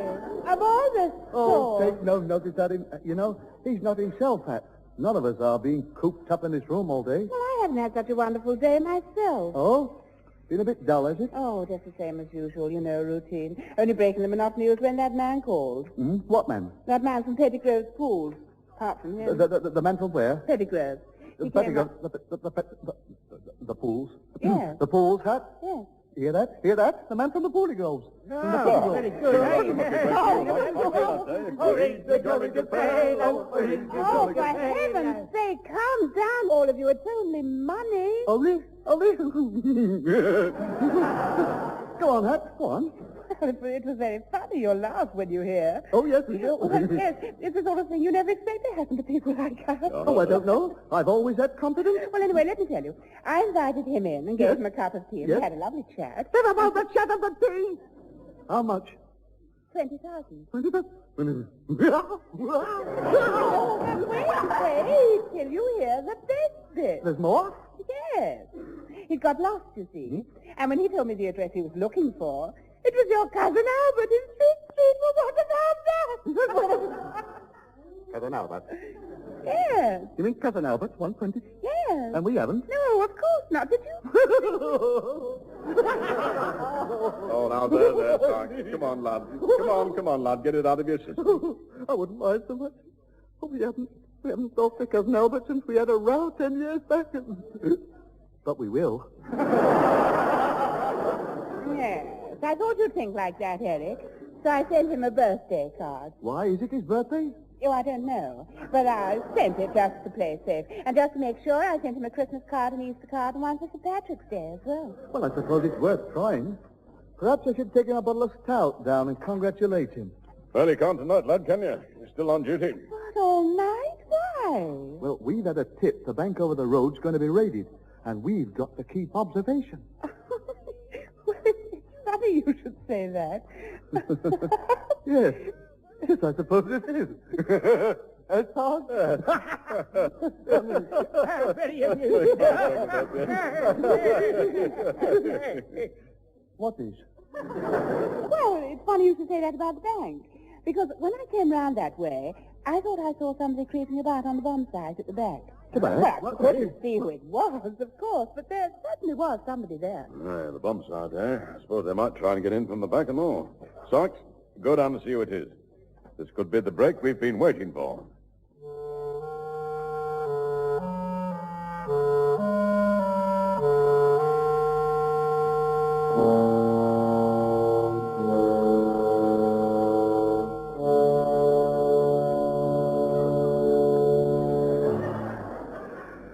Oh, it's dark down here. Now, there is somebody moving over there. If I creep round here, I can... Mill by the stream. I'm going back. Melody. Oh, it's too late. Hello. Hello there, minion of the law. Could you oblige me with change of tuppence halfpenny? What did you want? A shilling and 2 sixpences would do. Well, I think I might be able to... just a minute. If I do that, I'm losing money. Serves you right for gambling. Take my advice. I know all about racing. In my youth, I used to ride Mick the Miller. Mick the Miller was a greyhound. Oh? That's why my legs kept dragging on my head.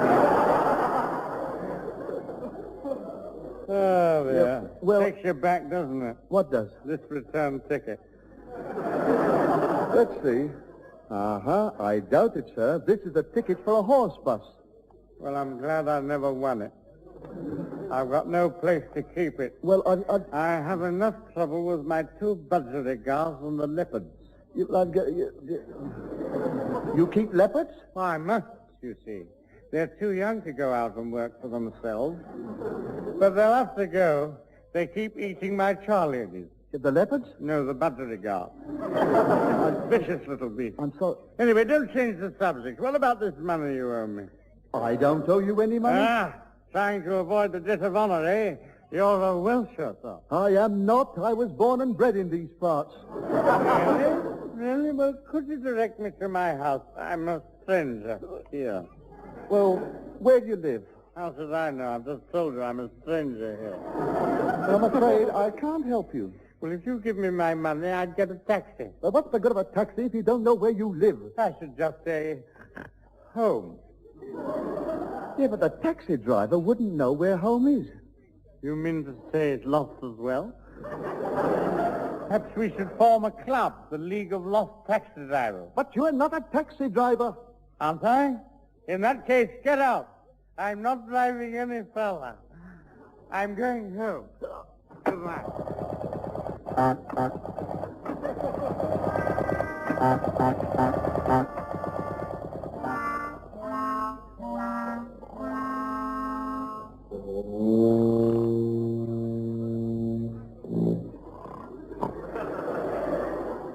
Awake, for moaning in the bowl of night, has flung the stone that puts the stars to flight. Oh, Pringle, don't come here first thing in the morning with your dirty limericks. Come on, wake up. Anything happened? No, I've been watching all the time. Not a sign of anybody. Nothing. Pringle! You've dozed off. Why? Look at it. It's gone. The whole bank's gone. There's not a brick left standing. You're looking out the wrong window. What a fright. Well, a right time this has been, isn't it? A right waste of it. You and your tips, Pringle. Well, I only said what I heard. Yes, well, what exactly did you hear, Pringle, eh? This Oh, this fella sort of said, Not sort of, lad. Definitely. Now tell us exactly, word for word, what this fella in the billiard hall said. Well, wait a minute. He said, Banks' his favourite. I'm going to clean up a lot of money tonight. You great steaming oaf. Why? He meant Charlie Banks. He was favourite in the snooker final last night. Oh, well, I didn't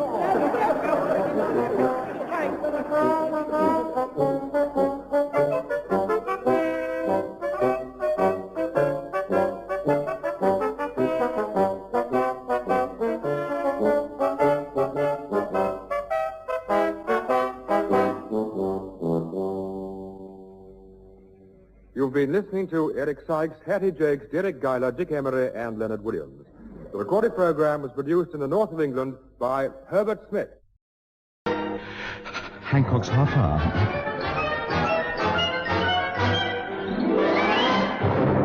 Yes, this is the first night of the lad's new radio series. Such occasions are usually marked by a small celebration of some sort, but Tony Hancock is really doing it in style. He's going to throw a cocktail and dinner party. So let's go over to Tony's flat in the English quarter of London's West End, where he and Bill Kerr are making the arrangements.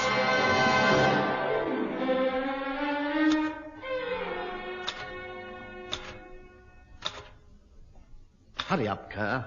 Haven't you finished typing out those invitations yet? Don't rush me.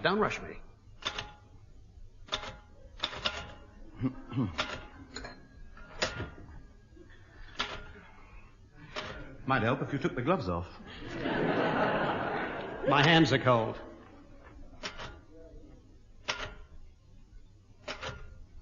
Anyway, what's wrong with typing in gloves?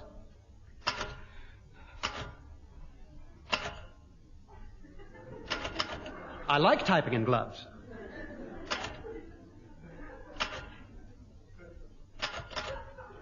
Lots of people type in gloves.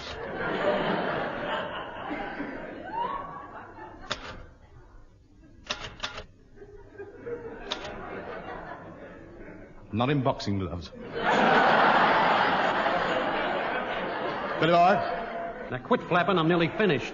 I should think so. 65 invitations to be done. You've taken 5 hours over it.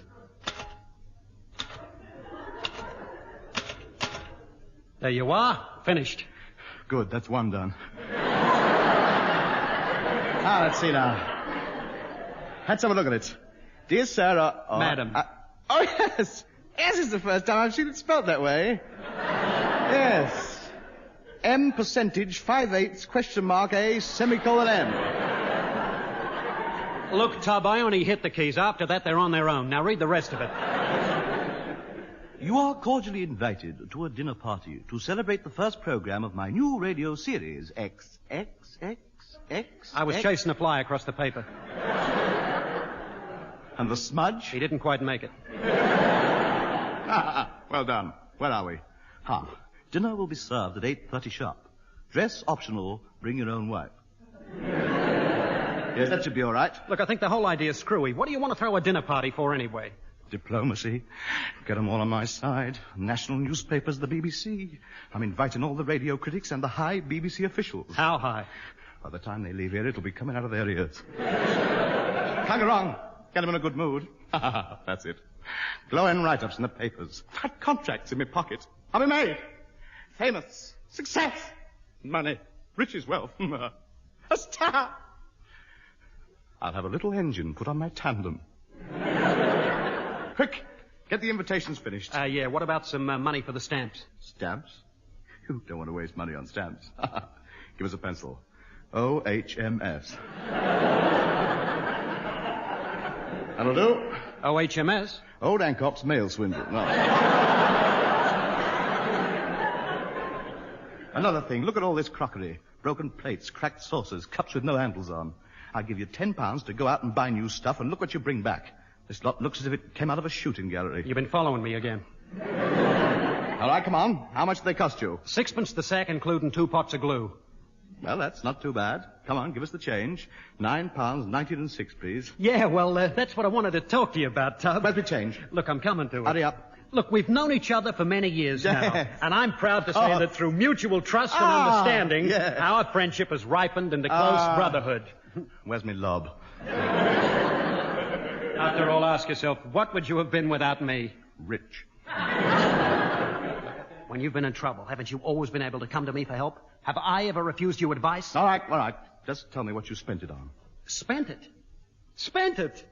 Do you honestly think that I would spend money that doesn't belong to me? Yeah. I didn't spend it. I invested it. What in? National savings. Good lad, well done. I've misjudged you. What a good idea. National savings. Yeah, it was running at Goodwood, and the jockey said to me... Horse! He's back to horse! Now, Tony, take it easy. Oh, me money. Me 10 knicker. Gone. I don't feel well. I'm going to have one of me turns. I'll get it. You will when you get back. Coming! Hello, Bill. Moira, my favorite woman. Come in. Pull up a coal scuttle and sit down. Thank you, Bill. What a place this is. It gets more dusty every time I see it. Dusty nonsense. You could eat your dinner off these floors. I know. I've seen you. Honestly, there's so much junk in here you could get lost. I can't understand it. We have a woman coming every morning. Yes, to hunt for the one that came in the day before. Well, where's the owner of this upholstered dustbin? I'm not sure. I think he's having a look at the bathtub. He's not going to have a bath. Ah, he's just seeing how the gin's getting on. I'll call him. Hey, Tub. Hello! Somebody for you. Why don't they leave me alone? I've done my time. It's Moira. Oh, why didn't you say so? Halfway out of the window with me toothbrush. Hello, Moira. Hello, Tony. Tony, what have you done to your finger? It's all burnt and blistered. I dipped it in the gin. Pretty strong stuff, this. Billy boy, it's the best we've ever made. I wonder what effect it'll have on people. I don't know, but it's taken the enamel off the bath. Just a minute. What are you making this gin for? It's for my dinner party. Dinner party? Yes, didn't Bill tell you? I'm inviting all the radio critics and the aides of the BBC round here to celebrate the first night of my new radio show. 65 of them. Invite them here? Are you mad? You can't ask people like that to a place like this. And why not? Well, look at the state it's in. Even the mice have stopped inviting their friends round. Besides, it's much too small. Don't worry, Moira. The size of the flat won't bother us at all. We've already worked out the seating arrangement now. Here's the seating plan here, you see. We get 16 people round the table. And another 16 under the table. That's right. When the pudding comes in, blow a whistle, all change places. Well, that's 32 taken care of. What about the rest? Well, you'll notice that the trestle tables sort of snake out of the door and along the passage. Thus provided ample eating opportunities for the 6 arbits with long forks sitting on the banisters. Look, Tony, this might be all right for your friends, but these are important people. They're cultivated, well-bred, refined. They're not used to squatting on orange boxes and licking baked beans and gravy off tin plates. They don't have to do any licking. They've got a lump of bread each, haven't they?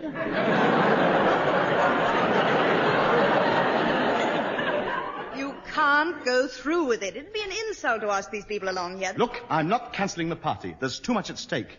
If we don't have it here, we'll have to hold it somewhere else. That's all. Yes, but where? Hey, I know a guy who might be able to help us out there. A friend of mine. Not Edwardian Fred. No. Light-fingered Louis, crew-cut Charlie, Spanish Harry. No, I told you. I don't see those fellas anymore. They've closed down the youth club. All right, who's going to help us to get a place for the party? A guy I've known for years. The boys tell me he's just opened an estate agent's office, and he's an honest, upright, respectable, law-abiding member of the community. What's his name? Smooth Talk Sydney. Honest as the day is long. That's not much of a reference in November. Look, you've got nothing to worry about. I don't like it. But Sydney's a friend of mine, a trusted friend. All right. We'll go and see your friend. Now what are you doing? Sewing my pockets up.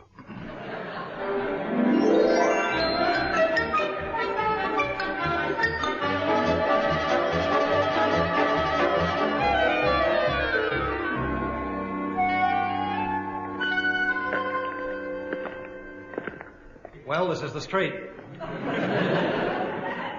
What, where Jack the Ripper worked? No. Quit worrying. All Sydney's properties in the West End. Then why's he got an office down here in the docks? Well, it's very handy if he ever has to make a quick business trip. He's got a gangplank running from his back window onto a South American banana boat. Well, here we are.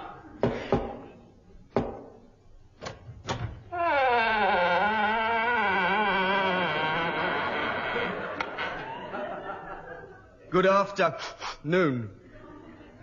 Good afternoon. Can I help you? Yes, we wish to see Mr. James. Certainly. What name shall I give? Bill Kerr, Tony Hancock, and Maura Lister. You'll have to wait. Mr. James is on the blower. Perhaps he'll lend it to you when he's finished with it.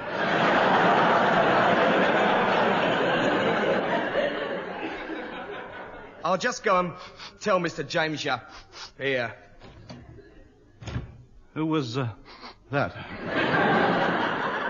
Coat Sleeve Charlie. All right, Mr. James will see you now. Thank you very much. There's a knob there. Turn it. Won't keep you a minute. Got a new tenant on the phone. Now, look, lady, I told you, I can't let you have the place any cheaper. 4 guineas a week and 600 quid for the fittings. What do you mean, what fittings? You got running water, eh? Well, put a bowl under it. What? You want it decorated? I'll send some balloons round. Do it yourself. All right, take it to the rent tribunal. Yes, of course I'll be there. I'm the chairman.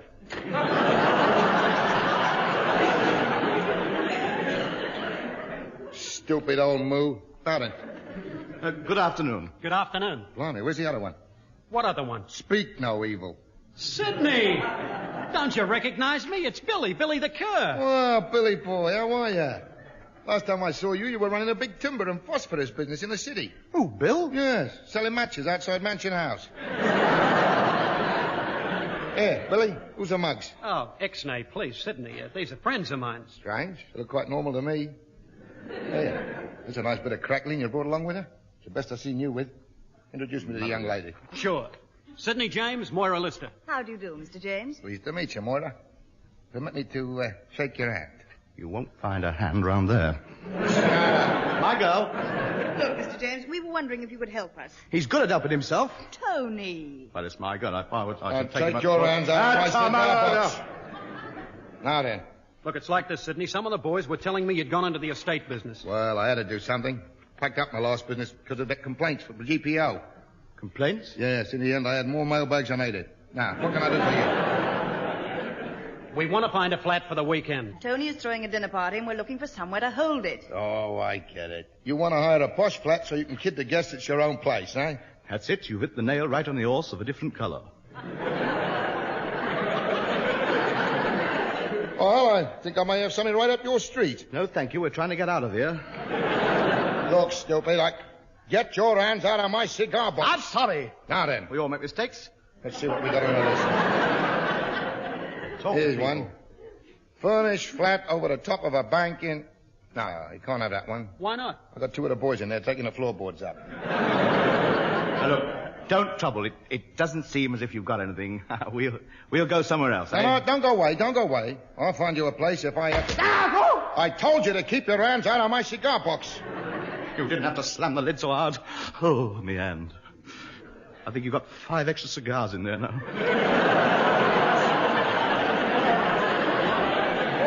Now, look. About this flat. I just had a smashing idea. What about a beautiful luxury penthouse apartment in Park Lane, use of wine cellar, all food supplied, 2 days, 50 nicker, move in tomorrow. Done. You certainly have been. Hey? Oh, never mind, look. Here's the address, 223 Park Lane. Will you take a check? Check, schmeck. I want 50 nicker on the nose. All right, hold your head up. 1, 2, 3, 4... I'll do him in, so help me. I'll do him in. Get him out of here. Just go in. Good help. Cab. And don't forget, 223 Park Lane. Charlie? Yes, Mr. James? Take a telegram. Urgent. To Lord and Lady Bayswater, 223 Park Lane. Leave for Scotland immediately. Grandma strained herself while tossing the caber.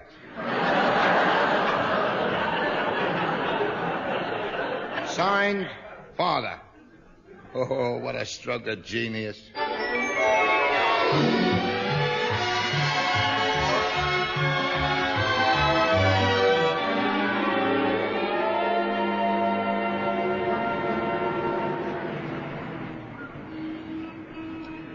Well, this is Park Lane.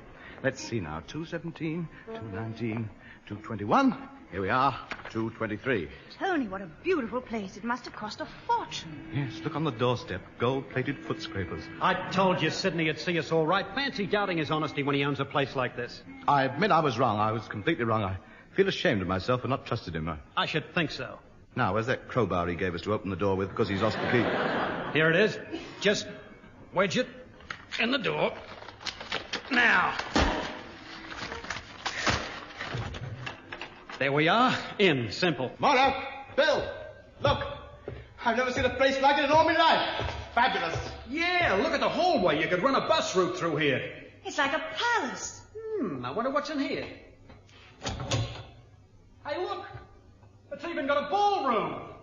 Hey, fellas, this is great. Pardon me. Look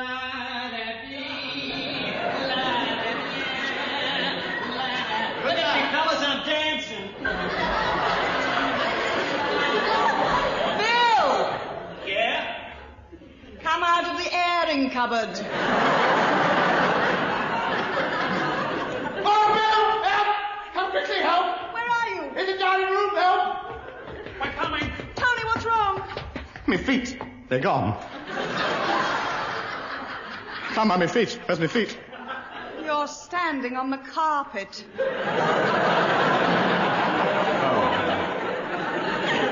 Thank you, Mora.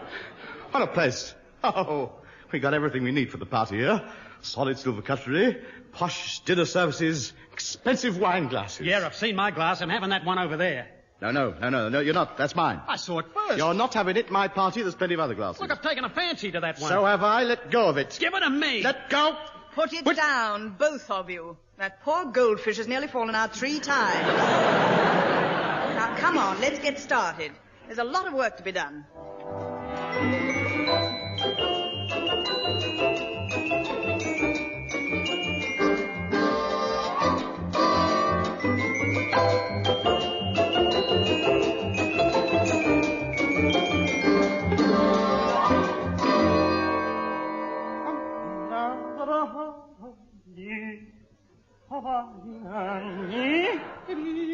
Hey, Tub, what about the food? Who's going to do the cooking? I've seen to that. I've had the Labour Exchange send a French chef round. What's his name? Higgins. Yes, Pierre Higgins. Oh, wonderful chef he is. He's been cooking for many years now as Higgins. A bit old now, a bit past it. I think he was the bloke that scraped the black bits off King Alfred's cakes. Hang on a minute. Higgins! 7:30, lad. Give the ox another turn on the spit. Good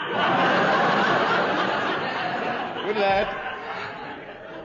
Now then, when the party begins, we've all got our own little jobs to do. I, of course, being the host, as they say, as they put it. We'll be expected to flit about from group to group, indulging in gossip, repartee, chit-chat, and light-hearted banter. How madly gay. And Martha? Yes, sir? At ease.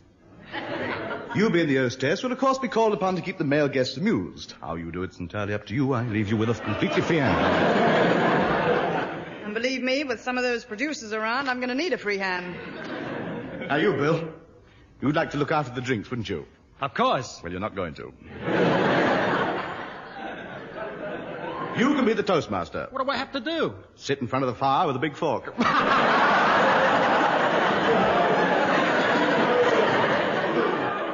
You've got to watch him. He's in there. Well, that's that. Tony, we've forgotten something. What? For a party like this, we must have servants. We've got to have at least 2 butlers, 2 refined, well-spoken gentlemen. How much is the job paying? Sidney! Take it easy, Billy. I just come down to see how you're making out. How do you like the flat? Great. I owe you an apology, Sidney. Forget it. So you need a butler, do you? Well, I don't mind helping my friends out of a spot. Where's the monkey suit? Hello, Mr. James. Blimey, he's wearing it. But we still need another butler, though. You called, milady? Oh, it's you, is it? It's too late to argue. The guests will be here any minute now. Sidney, Charlie, go and get the butler's outfits on. All right, come on, Charlie. Tony, they're here. The guests have started to arrive. Right, men. Action stations, our turn. Sidney, Hello. stand by the door and call the guests' names as they come in. All right. Big Ed, Bacon Bun. No, fool! They're proper names. I'll stand here and receive me guests as they come through the door. Maura, go and drape yourself over the couch, dear. Higgins, they've arrived. Put the spuds on. Bill, switch the radiogram on. Let's have some nice, unobtrusive music in the background.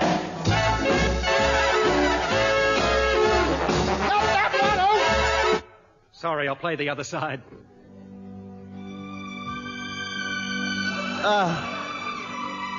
Soothing. That's better, yes. Right, here we go. Open up. Let him in. Ladies and gentlemen, quiet, please. The head of the Variety Department, BBC. How do you do? I'm so glad you come. Hope you didn't have any trouble parking the bag.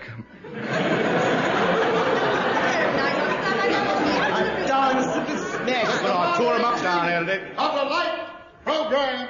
Oh, pleased to meet you. Have a sausage. Put the stick back. We haven't got enough to go wrong. Hello, the treasurer of the BBC. Your Majesty. Ah, this is indeed an honour. A honor, as they say. How's the good lady? Kids all right? Dig in, lad. Hey, Tony, here come the press boys. All the newspaper critics. Better be careful here. These are the boys who matter. Diplomacy. That's what's needed. And now, Mr. Archibald Main Chumley of the Leamington Spa Observer.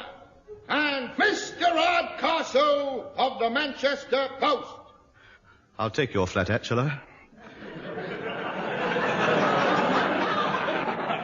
Stick your umbrella in one of your gum boots. Don't leave puddles over the carpet. You'll find the tripe and onions on the sideboard. Tony, I think we better start dinner. They're nearly all in. Right. Messieurs, madame, come in. Dîner. Oui, nous avons... grub up.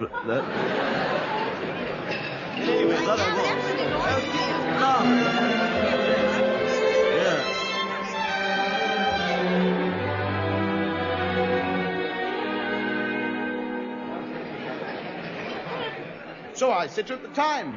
I said, rank, I said, I'm not having it, I said. You wouldn't. Well, I don't. I mean, you know me. I don't like attitude, I said. Well, so yeah, you're like that. Have some more asparagus. No, thank you very much. Oh, right.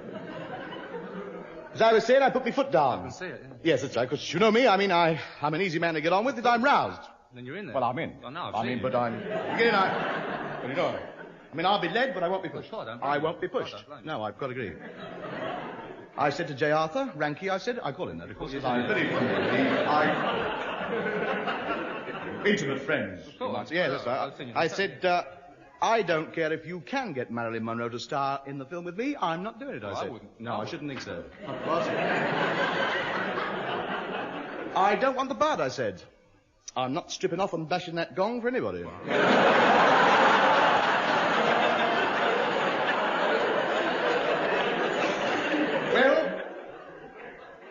he was taken aback, I can tell you. He was taken aback. He was taken aback, I can tell you. His eyes went glassy. You could see him. Glassed right up. And your glass is empty. So it is. Yes, have another quart of Napoleon brandy. How's the Director General getting on, eh, lads? What? Run out of caviar, eh? Soon get that scene, too. Hold on. Higgins, got another sturgeon. Hey, Charlie. Yes, Mr. James? Keep it up, boy. We're doing all right here. With the pudding still to come, we've got 65 wallets, 23 watches, 15 cigarette cases, 3 dozen tie pins, 2 pairs of socks and a vest.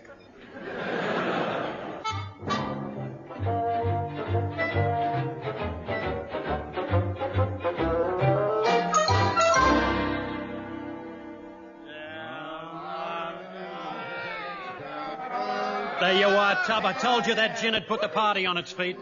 Only just, though, they're holding on to each other as it is. Tony, do something. They've just lit a fire. Well, that doesn't matter. It does when it's on the table. Tony, we've got to stop them. They've started throwing things out of the window. Oh, don't tell me. Tell Bill. I can't. He was the first thing to go. What's going on here? Hello, a newcomer, eh? He's a bit late for the party, isn't he? Who is he? He looks very distinguished. Monocle, top hat, tails, spats. It's funny, I Don't remember inviting the Greyhound Express? Blimey, Charlie, Scarper, quick, look who's just come in. The geezer with a monocle. Who is he? The bloke who owns the place, Lord Bayswater. He couldn't have got the telegram. Come on, we got to get out of here before the trouble starts. Gangway, mind your backs, thank you. Well, please, don't mind. Well, go on, Tony. The poor man looks absolutely bewildered. Don't be rude. Go and bring him in. All right. Good evening. Good evening. Was I expecting you? Apparently not. Would you be so kind as to tell me what's going on here? Hello, we're a bit posh, aren't we? Well, actually, me and the boys here are partaking of a slight booze-up. Nice place I got here, isn't it? It used to be delightful. Tell me, who threw jelly over the Rembrandt? I don't know, I suppose it was the same bloke what slashed up them Goyles. Oh, look! The carpet's on fire! Oh, my word, so it is, yes. Really must remember to put my foot on them cigar butts. Oh, that carpet cost £700. All right, don't get aerated. Pour a glass of beer over it. That'll put it out. Oh, no! You all right? He's gone white. You're cold, aren't you? Here, jump up on the table. Have a warm round the fire. Yes, soon stoke it up.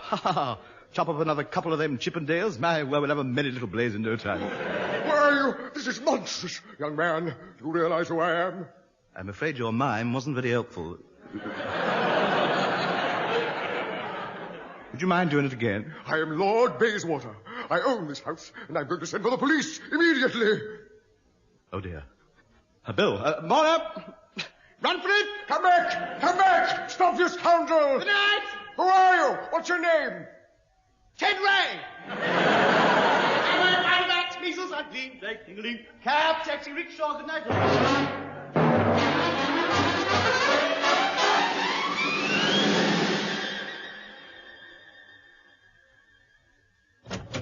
Morning, everybody. Hello, Bill. Bill, get this morning's papers? Yep, all here. Oh, good. This is what I've been waiting for. What have the critics said about my new show? Nothing. They haven't even mentioned it. Not mentioned it after that free party I give them? Nope, none of the papers are carrying a radio column this morning. But they have one every morning. Why not today? Why not? Read the stop press. Show me. Last night, the police were called to 223 Park Lane, where 65 hooligans were arrested on charges of housebreaking, drunken behavior, and abusive language. The police are still looking for a little fat man by the name of Ted Ray.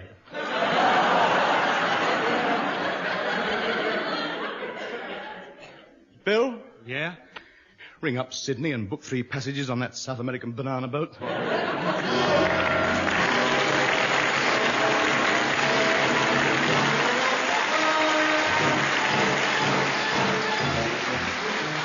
That was Hancock's first half hour, featuring the lad himself with Maura Lister, Bill Kerr and Sidney James. Coat Sleeve Charlie was played by Gerald Campion and Lord Bayswater by Kenneth Williams. Incidental music was composed by Wally Stott, the script was written by Ray Galton and Alan Simpson, and the program, which was recorded, was produced by Dennis Main Wilson.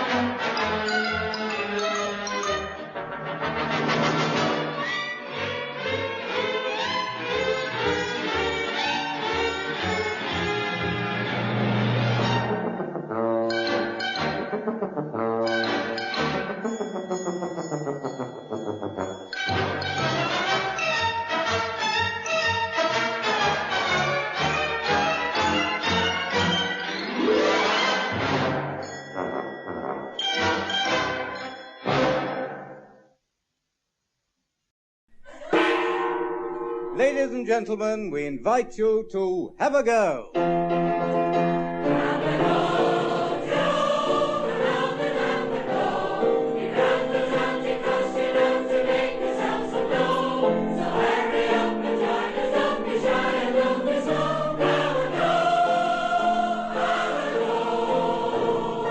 And here is Wilfred Pickles.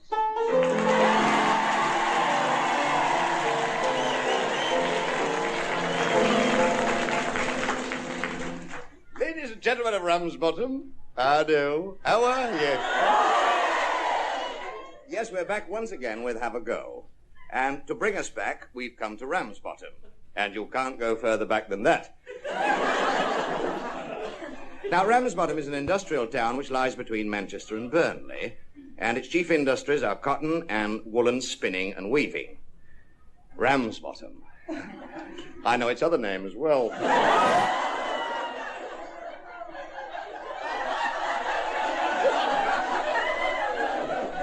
Now, it's a very, very prosperous little town, is this. Everybody in this district has got tons of money. Particularly them that live at Walmsley-cum-Shuttleworth. I'm not joking. I knew a fellow who lived at Walmsley-cum-Shuttleworth. He made a fortune. He bought himself a big house out at Stubbins. And his proudest possession was a big oil painting for which he paid £1,000.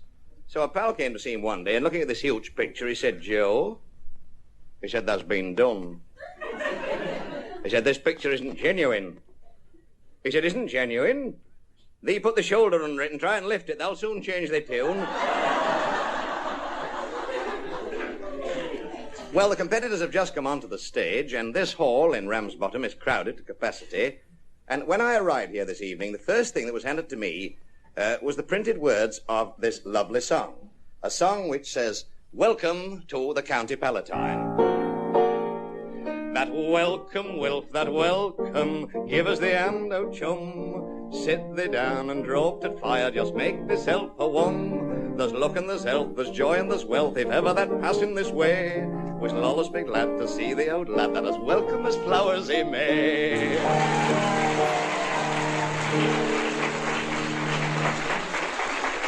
How do you do, Wilfred? And that brings our first personality to the microphone, and she's a very charming lady with nice grey hair and a very nice grey frock. It's very nice to have you here. Yes. Will you tell me your name? Mrs. Florence Holt. Mrs. Florence? Yes. Have a go, Flo. Mrs. Florence Holt. And where do you live? Shuttleworth. Oh, you live yes. in Shuttleworth, do yes. you? Well, now then, I know your missus, you said, didn't you? Yes. I know that a lot of women in this part of Lancashire, and indeed all of Lancashire, do go out to work as well as being housewives. Yes. Do you do a job too? Yes, I'm a bus conductress. Are you? Yes. And how long have you been doing that? 12 years. Really? Yes. Well, tell me where does your bus go to?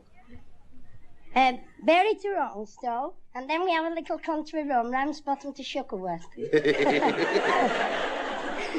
And when we get to the terminus, there's a pub at the end called the Duck of the Arms. Is there? And that's where you change your trolley? No, that's... We have none of them now. We've only indicators.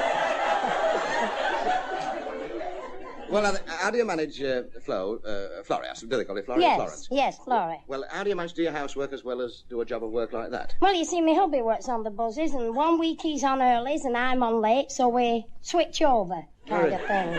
Sort of 50-50, yeah, eh? Yeah. That's good. And you've heard me in Have a Go before, asked yes. Sort of all sorts of questions. Let's take one out of the blue and say, is there anything particularly special that you like to eat, Florrie? Steak and onions. Well, that's not so bad, is it? No. You've a lot at stake tonight. My name's Pickles. Yeah. What about... Now, if you work on a bus, love, you meet a lot of people, don't you? Yes. Well, any sort of embarrassing moments? Oh. Yes, I have a lot. For one, for instance, during the cold weather, an old lady gets on the bus and she says to me, "Aren't you not cold? Ask about pants." I says, "I have some on." She said, "No, I mean them long guns." I says, "Oh, no, I can't fancy myself in them. She says, well, I'll tell thee what they wants to do. She says they wants to get some comms. She says they go out here and in there, and then they cover your hips up, and then bottom it tightens up and you tuck that in top of your stocking.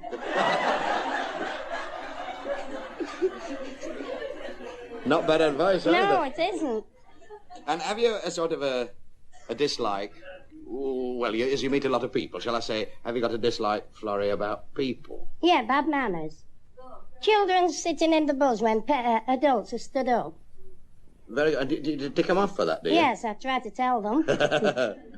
It's like that conductor like you were, that was on his bus, and the pal went up to him and said, there's an old lady standing. He said, I hate to see an old lady standing, don't you? He said, I will chuck her off at the next stop. Have you ever longed, Florrie, to say anything to anybody and you just, you said, I daren't do it, but I'd like to? Yeah. Tell Philip Dobson where to put his duty sheets. Well,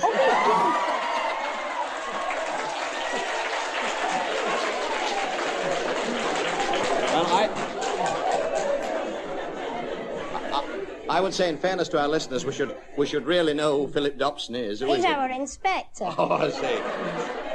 I never asked you. No. Flo, have you any family? Daughter, 22. Oh, very nice, too. Yeah. Is she courting? Yes. Is she? Yeah. Right. Well, now, it's very nice having you, Florrie. And I might tell you, we're very happy to be here in Ramsbottom. Yes. And when we arrived here, the policeman outside, when I arrived, he said, I said, we're right glad to have you here tonight. He said, this is the most exciting thing that's happened in Ramsbottom since they put the traffic lights in. So we've got to give you some tune titles. That'll be all right for you. You'll guess them, Florrie. Yes, now, right. Harry Hudson will play them, and here's number one, Harry. Number one, and they're all animals. Off we go. Teddy bear's picnic. You're dead right. Half a crown, Mabel. And for 5 shillings, here's another animal. Listen. Horsey, keep your tail. You're dead right. 5 more. And here we go with tune number 3. Big bad wolf. Yes, you're so right. And here is the last question, which makes 38 and 6pence in all. Listen. Run, Abby, run. Yeah, dead right.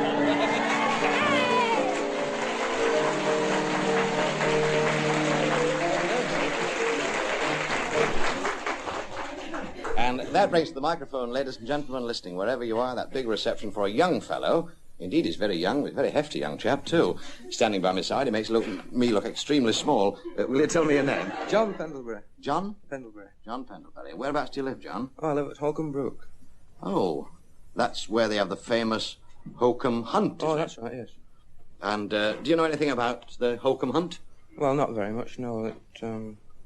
It comes past our place once or twice, But... You don't know, for instance, that King James I was supposed to have hunted with the Holcombe Hunt? No, I don't, no. You didn't know that? No.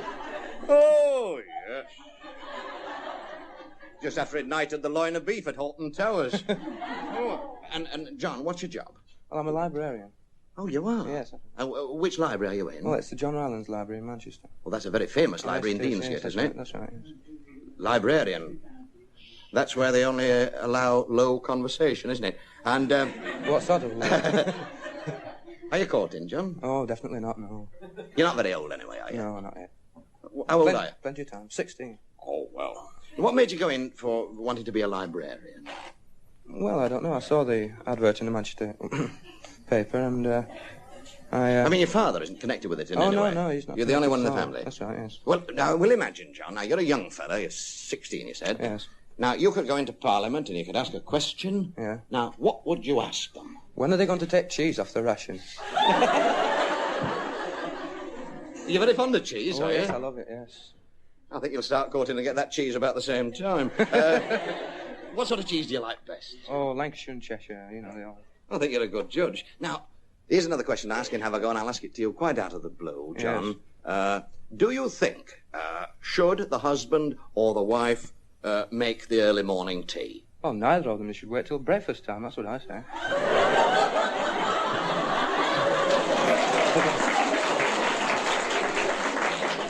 Now, you'll imagine, John, you're a smart young fella, if you were the question master, and you are asking me, Wilfred Pickles, you say to me, like, what question would you ask me? Well, what the heck made you start have a go? Well, I don't know, really. I've no need to do it, you know. No, just like the money. Well, I could always starve to death. Oh, yeah. Now, as a young fellow, what qualifications would you expect to find, would you say, John, in the perfect wife? Well, I don't know. I haven't had one yet. Well, it's not a bad answer, and jolly good luck to you. And what do you hope to become one day? A librarian of some... Yes, professional librarian. Yes. Any town you couldn't care less? Oh, no, not bothered. All right, well, I'm going to ask you some questions now, John, on proverbs. And it says you sort of answer the proverb by me giving you a lead to it. And the first question says, for half a crown, how should you cut your coat? Oh, as a cloth allows, is it? Well, not to quite. the cloth. How should you cut your coat? You cut your coat... Well, all right, it's near enough. It's according to your cloth, isn't it? Yeah. Half a crown, Mabel. Give him half a crown. He's doing very nicely. It'll allow him to get a bit more cheese. And what would you say, John? They say, what kind of news is good news? No news. Ah, dead right. 5 bob. Now, can you complete this? And you should do, because you said you're not courting. Faint heart, what? Faint heart, never. Never. Never worked at Ryland's library. No. Faint heart, never what? You don't know? No. Oh, by Jove, he doesn't know. I think you better give him 10 bob for not knowing, Mabel. It's faint heart, never won fair lady. Oh. Did you know that before? No, I didn't know that one. You want to look it up? Now, what proverb is suggested by the following? Those ears which are not large possess organs of hearing which are not small. Well, it says there that little pictures have big ears. That's dead right, too.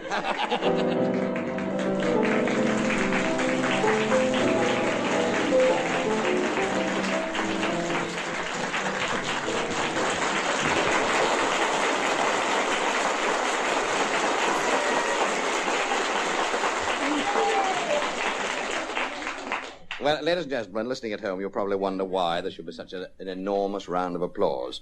But I did say to Mr. Bellis, who is the town clerk of Ramsbottom, that I would rather like to meet the oldest lady here. And he found her for me, and here she is. And your name is what, love? Taylor, Alice. Mrs. Taylor. Mrs. Taylor. Well, come a bit closer, love, and let everybody hear what you've got to say. That's the way. I don't... Now, tell us how old you are, will you? 94.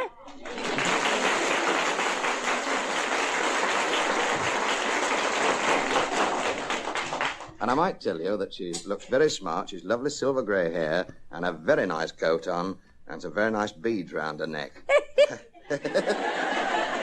And Mrs. Taylor, were you born in Ramsbottom? Yes, I was. And how old were you when you started work? I hadn't got 9 years old. And what did you do? I went in the spinning room. Well, I went to learn weaving.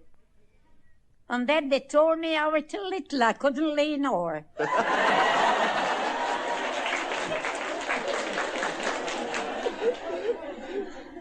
And go on. Pardon? Go on, you talk. So I thought I was too little to weave. I'd go and try the spinning. So I went in the spinning room in the mill. And how long did you work there, Mrs. Taylor? Well, I couldn't tell how long I worked at that mill. No, but I mean, how long did you work altogether? Well, I was out a few years housekeeping. Aye. And then I went back to the mill.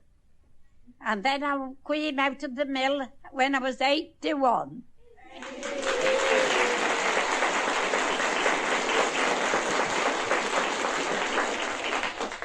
What do you like to eat, best of all, Mrs. Taylor? Eat? Aye. Well, there's several things, and there's several things I cannot eat. But I like a bit of bread and butter. And I like a bit of beetroot to it. And sometimes I like a pickled onion.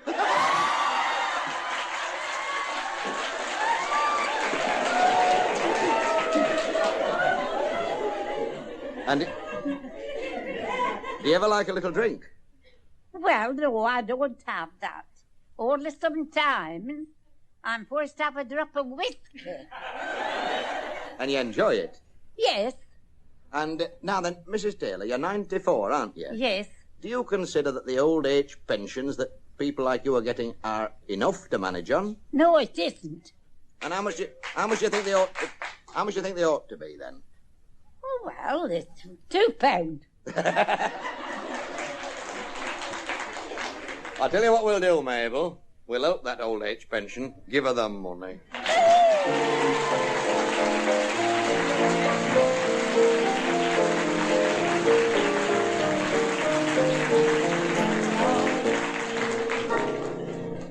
She's arrived. Oh, she's here. And she's beautiful. Come on, love. She's lovely black hair. Lovely brown eyes. Like velvet pools. Not football pools. And she's got a mustard-coloured sweater on. I think she'd win a beauty competition with a smog mask on. She's a Bobby Dazzler. What's your name, love? Maureen Dixon. Maureen? All right, Maureen. Maureen Dixon, D-I-X-O-N, eh? Yes. And do you live in Ramsbottom? No, I live at Somerset. Somerset? Somerset, Ramsbottom. And how old are you, Maureen? 19. Are you really? Yeah. Come a bit closer, love. And what's your job? I'm a spotter in a shoe factory. You're a what, love? Spotter a in spotter, a shoe are you? factory. Oh, yeah, spot there, no. And what do you do? Well, I put heels in shoes and put them over and bang them down. Do you? Yeah. Nice. Are you courting? Yeah. You're not. Hey, I say. Cheeky monkey. What's his name, love? Ken. Ken. Is he here tonight? Yeah. Is he? Yeah. Don't get jealous, Ken. I'm old enough to be a father. Well, now then, Maureen, you're a very, very pretty girl. And tell me, looking back on life, and you've heard me ask this question many a time, what's the sort of funniest thing that makes you laugh every time you think of it? Some incident that happened in your life. Oh, well, I used to help my Uncle Harry in his shop, and one day I was sat in and a lady came in and she said, can I have a tin of operated milk? Some operated milk? She says, yes, operated milk, you know, that there. I said, well, we've consecrated it, that's any good to you. Have you ever longed, now you must have, you're 19, have you ever longed to sort of say anything to anybody and you just daren't do it? Something that irritates you about people? Oh, something that irritates me when I'm in the pictures and it's getting near the end of the picture, you know, and you can tell. Well, everybody starts getting up and walking out and you can't see and you're like this and you feel like saying, oh, sit down. There you go. And do you ever get the urge to do anything unconventional? You know, I mean, I'd love to kick a shop window through. Do you ever get a feeling like that? Yes, I'd like to get eggs and squash them in my hand. What's it? That's We'll imagine that you're going to bed at night and you say, oh, I have enjoyed myself tonight. Now, what would you have been doing? Dancing at Winter Gardens, Blackpool. Oh, hey, I say, that takes me back a bit. You know when you're on, isn't it marvellous on, you know, Saturday night, you know, when you start clicking, eh? And then you say to her, would you like a small drink? She says, yes, a small port and follow me out. Now then, love, do you go to the pictures? Yes. Right, well, now, you say you don't like people standing up in the pictures. Now, I'm going to give you 8 well-known film stars with unusual Christian names, and I give you the surname, then you'll give me the Christian name. All right? Mm-hmm. Maureen? Right. Well, I will say to you, I'll give you the surname, Garson. Greer. Right, and Rogers. Ginger. Half a crown, Mabel. Right, now, Loy. Myrna. Bacall. Lauren. Clive Bob. Withers. Googie. Carr. Deborah Carr. Ah, that's it. Champion, lovely. Doing grand. 38 and 6pence coming up. Hammond. And, Hammond. Kay. Kay, that's right. Okay. Johns. Glynis. Yeah, dead right, love.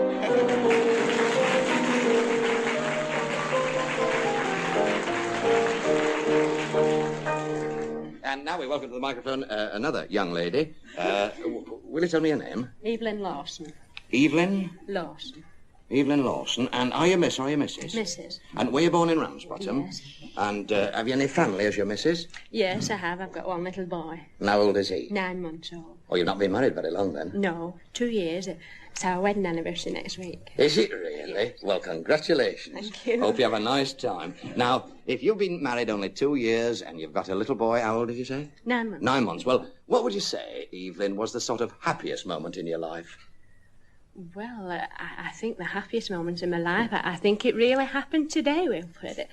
He said Mama for the first time. Oh, did he? Yeah. Oh, isn't that nice? What do you call him? Peter. Good luck, Peter. And have you got a sort of ambition in life? What do you really want to do? Well, Wilfred, I think I'd like to get on the BBC if I could. Would you? Well, it's easy. Just write and tell them you're a makeup expert from Hollywood. They'll have you on next week.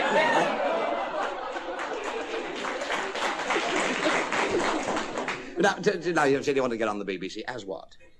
As a singer. Oh, you do a bit of singing, do you? Right, well, I wish you luck with that. Have you got a dislike about people, Evelyn, and anything, you know, sort of people in general? Anything you dislike? Or are you content with them? Well, I just don't like two-faced people. No, that's very good. And when you see the one that they've got, you wonder why they want two, don't you? Now, you know, as a young married woman, I'd like to ask you this question. It's not one that comes usually and have a go, but, you know this juvenile delinquency we keep hearing about, you know, cosh boys and kids going wrong. Now, you, a young married woman with a child, what do you think's the sort of cause of all this? Well, I should think that a lot of it begins at home. Parents not having enough control over their children. Well, what would you do to put that right? Well, I mean, my little lad's only 9 months old, but if he did anything wrong, I think I should give him a good hiding or something. Now we're back to Ramsbottom again. I think that's a very good answer. And have you anything at all in life that you could say, Evelyn, oh, I couldn't do that to save my life? Oh, couldn't pick a spider up or kill one. You couldn't? No. Why? What sort of, sort of make you shudder or something? Well, I was once on Holcombe Hill, and I was sat in the grass, you know, how you do on Good Friday and times like that. And I know, love, it's all right. And there was one crawled up my leg, and I couldn't find it. Anyway, when I got back to my sister's, she lives in Holcombe, we went there for our tea, I was sat in the big armchair, and I suddenly felt it, you know, crawling up here. And it was still living.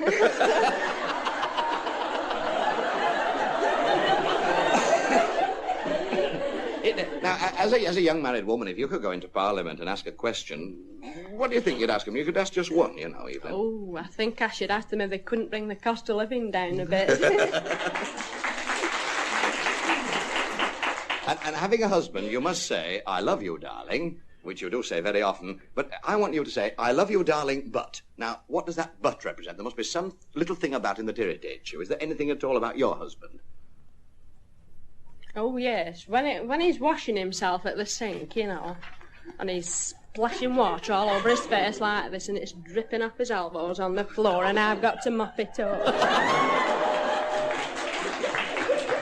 Well, look, for you, Evelyn, there's a jolly good answer. Let's have some tune titles, Harry, OK? And they're old-timers, and let us guess number one. Here we go, and you can join in if you like, ladies and gentlemen. If you guess it, come on, Harry. Daddy wouldn't buy me a bow. Daddy wouldn't buy me a bow is right, and now, number two. There's a long, long Yes, trail of... right, now, I'm going to give you a chance now. You said you wanted an audition on the BBC. I'm going to tell you what the fourth question is. I'll ignore the third completely. Mabel, give her the lot for this. And can you sing Just a Song at Twilight? Mm-hmm. You can? Right, here's your chance, here's your audition.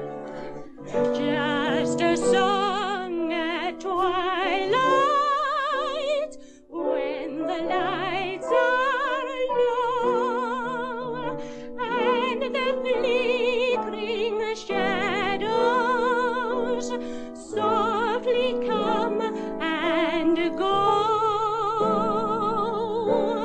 Though the heart be weary, sad the day and long, still to us at twilight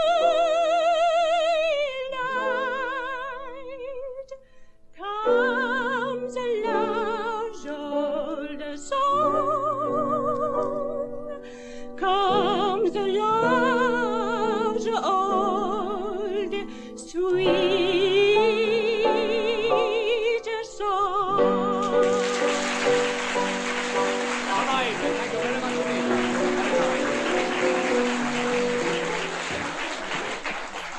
And now I bring a lady to the microphone, and I must tell you that she had to be led to the microphone because you can't see very well, can you, love? No. Well, will you tell me what's wrong with you? Well, I have cataracts growing. Oh, what's going to happen then? Well, as they get higher up, they'll get taken off, operation. You'll have an operation? Yes, well, I hope yes, it'll be very successful. So do for I. We're living in Oaks. That's right. She's a nice lady. She's lovely grey hair. Tell me your name, will you? Marion. Marion, wait a minute. Marion Blundell. Marion Blundell. Is that spelled with 2 L's at the end, isn't it? Yes. All right. And are you Missy or Mrs., are you? Oh, I'm Mrs. And were you born in Ramsbottom? No, I was born in Haslingden. Well, that's not so far away, is it, No, love? it was grand.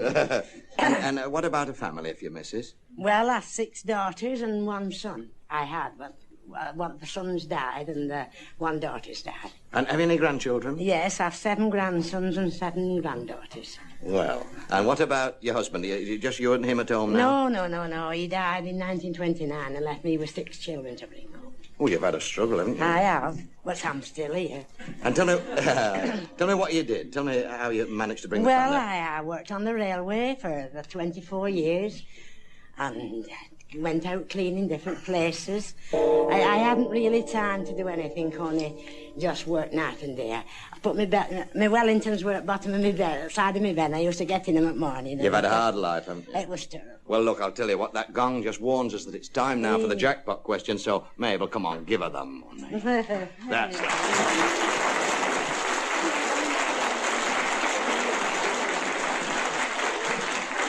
And so we come to the jackpot question. How much money in the jackpot tonight, Steve? 27 and 4 halfpenny and a smog mask. Honest. Would you, Billy? This is the first week he's been with us and he's dafter than me and Barney. All right, now, have the competitors all got it down? Have they got pencils and paper? Will you put your names at the top of the paper first, everybody? Put your names at the top of the paper, and it's a very simple question. Ladies and gentlemen in the audience, you won't shout out if you know the answer, will you? Because here it is, for 27 and 4 halfpenny and a smog mask. Are you ready?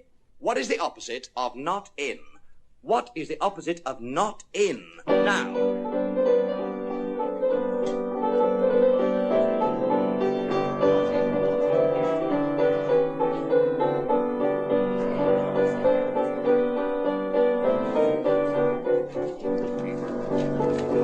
Yes, and we've got the right answer from Mrs. Holt. Mrs. Florence Holt, the conductress.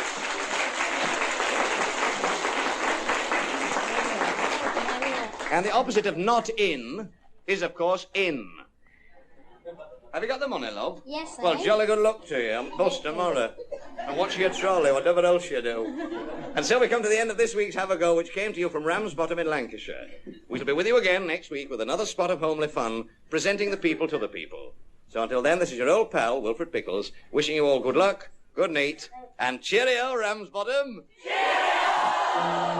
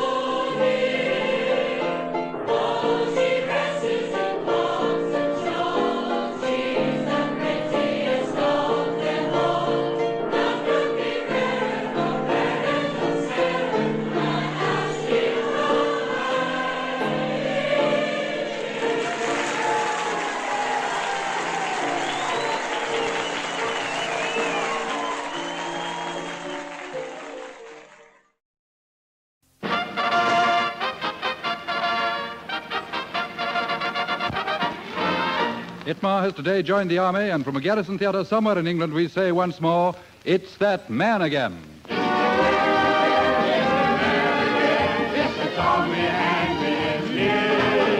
Despite his meandering maneuverability, his strategical susceptibility, his infantile indefatigability, and his tendency towards tactical trepidity, he still remains. Pride and joy, this is Stanley's boy, though it's useless to complain.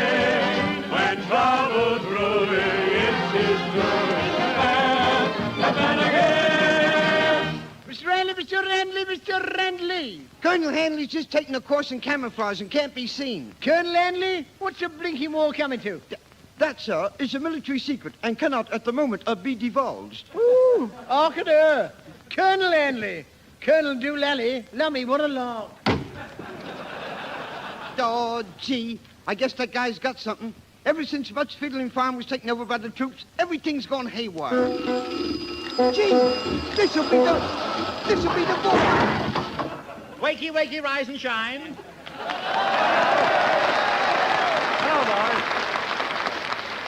Gee, boss, you're still in civvies.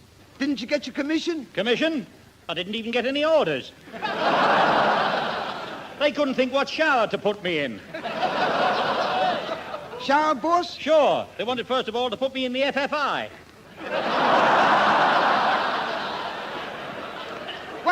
What's FFI, boss? Well, turn around and I'll tell you. But what are you now, boss? Sam, it's a military secret. I don't know whether I'm a band area or a highly paid help. There's a guy to see you, boss. Oh, was he very polite, Sam? Sure, boss. Did he have a friend with him who kept on saying, go on, you ask him? Yeah, boss. It'll be a red cap. But he's too small for that, boss. Then he must be a kneecap. Well, I can't see him now, Sam. I'm expecting the MO at any moment. So go down to the quarter blokes and get me a palliass. Okay, boss. I wonder how I'm going to get the army off my estate. I know, I'll make a noise like a cookhouse slinger. Here you are, boss. What have you got there, Sam? A palliass.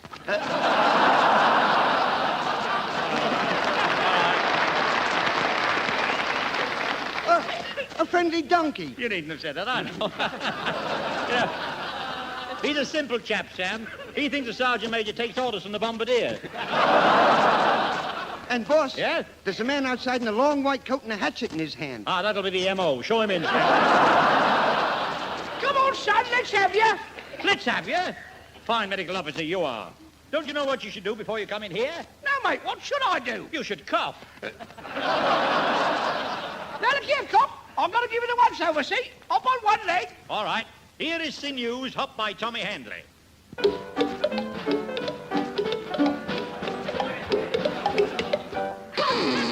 All right, well, in response to your encore, I will present my famous ballet, Salute the Badger or See Me Dance the Polecat. Hey, half a mo. I've got to listen to your chest first. Well, I've locked my chest and thrown away the key.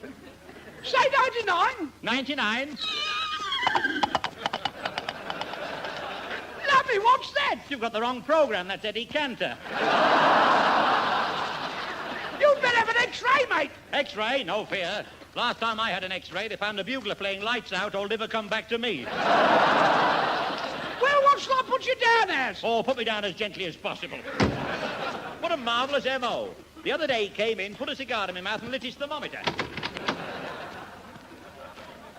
Excuse, please, mister. Oh, lummy. Here he is. It's Pyramid Pete with the off-white feet. What do you want? Oh, mister, you give me permission to pedal on your parade ground? No. Oh, no. You'll have to see Shagger Brown about that. Oh, then, mister, I sell you a blackout chevron. Very stripy, oh, cripey. Oh, thank you.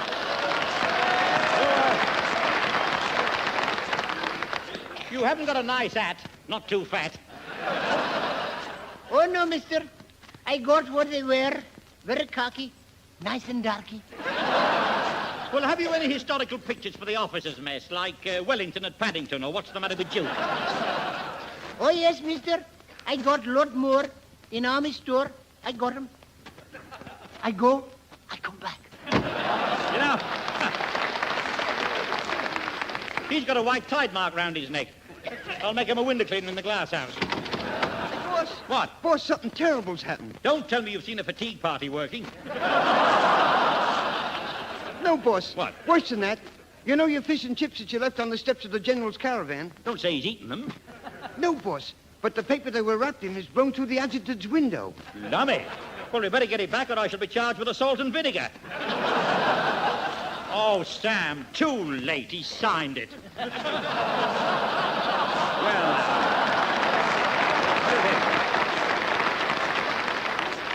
now I'll be sent to Ensa for 14 days CP. What CP, boss? Concert party. Ah, Mr. Hand Grenade! Oh. With all these soldiers, I'm completely demobilized. Don't be so civvy, so. You mean demoralized. Yes, but I've been called up. They want me to join the Royal Fusiliers. You mean the Royal Ginger Beers? Yes, they want to make of me a sipper. A sipper? Is that a sapper at supper? Yes, a soper. I see. So if a supper sips his supper, that makes him a super supper-upper. Have you had your medical? Oh, yes, Mr. Ankle Jerk. Alas, they said there was a physical rock. What, peppermint or Gibraltar? They examined me with a telescope. Oh, well, that was to see if your name went all the way through. No. They said I had waiter on the knee. Oh, well, that's better than having jankers on the weekend.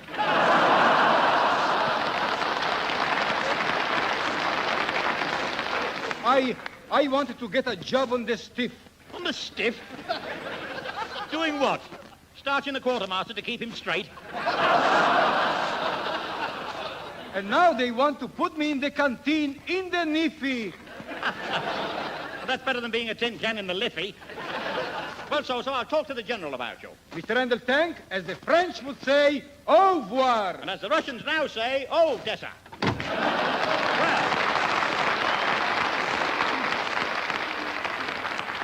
Well. Hello? All right, Jack White. Yes, but I want you to know. Certainly, Jack White. Yes, but you don't know that. Okay, Jack White. Who's that, boss? Sam Brown. Why'd you call him Jack White? I'm colorblind. Well, if I'm going on night exercises, I'd better put on my pajamas and have friend tattooed on my chest with luminous paint. Hello, who's this coming out of the cowshed? She's in uniform, too. Good heavens, it's Poppy Poopa. She mustn't recognize me. Now, what can I use as a moustache? What about me? Oh, that's an idea. Thanks very much, Puss. I'll put your tail on my upper lip and she'll think I'm a staff officer. Ah, there you are, Squire. I beg your pardon? Meow. Shut up, you. I'm Brigadier Brandyballs. Stand at attention when you speak to me, girl. Oh, take off that cat. I know you. Meow. All right, cat, send the bill in to Tom. Why have you been avoiding me lately, Squire? Well, military duties, you know. I've been making invisible fags for rats to smoke in the street.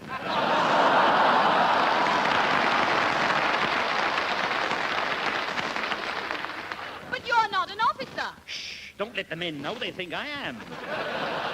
You can't tell me anything about the army. I come of an old military family. Ever heard of the Poopas of Pondicherry? No, but I know a few pars who are fond of sherry. By the way, didn't they use your father's nose for a torch in the black hole of Calcutta? Oh, how dare you? I'm a terrible kid, I'm sorry. But I'm of an old military stock, too. Really? Yes, my great-grandfather on my mother's side was General Giblets, who fought at Grimeyport in 1844. He married the daughter of Colonel Moore, who opened the early door of the Commodore Cornport in 1894. Did he have any children? Children? What, Colonel Moore?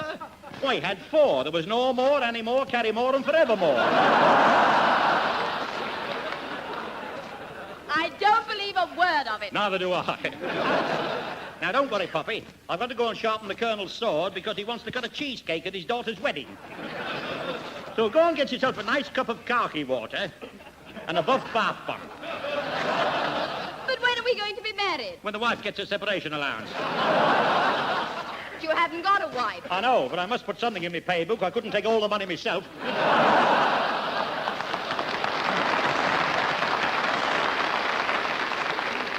I take a poor view of you, Itmar. I'd like to take a good view of you, too. A view of you, too? Certainly. Smile, please. Watch the birdie. Thank you. Now you've done it. Now we'll have our pictures all over Rivali now. How are you going to get out of that, Itmar? Oh, easy. I shall say they're pictures of Edgar Itmar and his doll, Charlie McCooper. Hey, boss. Yes? Boss, news has just come through. We're going on night exercises this weekend. Oh, that's good, Sam. We'll get overtime money. Well, now, you better black out the white carrier pigeons and go down to the stores and get me some screw-retaining, pin-retaining, bolt-retaining, knout-remaining, self-propelling, fog-repelling, punctuating, insulating, actuating nuts.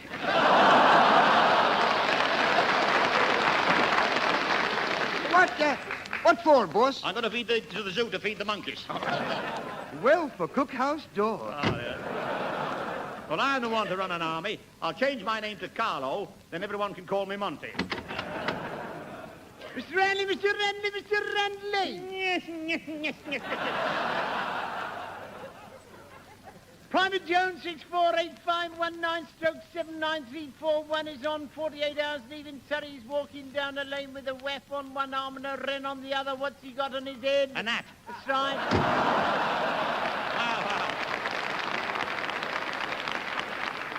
This is no way to conduct a war. I think I better interview my staff. Can I do you now,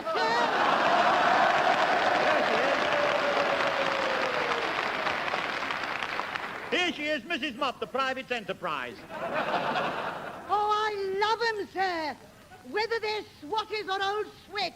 I know you do, you old camp follower. If you're not swinging the leg, you're presenting arms. I'm an old cantina, sir. Yeah, I've seen you blowing up the sausages with the bellows. Well, how are you getting on with your Sergeant Major, Mrs. M? Oh, he's as saucy as ever, sir. Oh? Why, only yesterday, he wanted to see me works ticket. Has he? Then he expected you to pass out, eh? I repelled his invasion exercises. Oh? What did you do? Take off your gas mask? I've got another follower now, sir. He's a gunner. Oh, is he? I bet you make him come out of his shell. Oh, yes, sir. He says I'm a wicked little barrage. Then I suppose he sets fire to your tippet and does a pincer movement behind the smoke screen. Well, I wonder the Major hasn't made you his Batwoman. Batwoman, sir? I've always been a good woman. Now, I mean, take the place of his Batman, manservant, look after him, fold his sleeping bag. No fear, sir. I believe in letting sleeping bags lie. You're right. You're quite right. You never know what you'll find in them. But surely you could polish his accoutrements. I'd like to see him ask me, sir. I'd go straight up to him and I'd... Quite. Well, I hope you won't neglect me with all these other attractions about. Oh, no, sir. Oh. I've brought this for you. Oh, isn't that nice? What is it? It's a bombardier's blowout, sir. Well, looks more like one of Mum Barton's fish balls full of flack. TTFN. KATM. What's that, sir? Kit inspection tomorrow.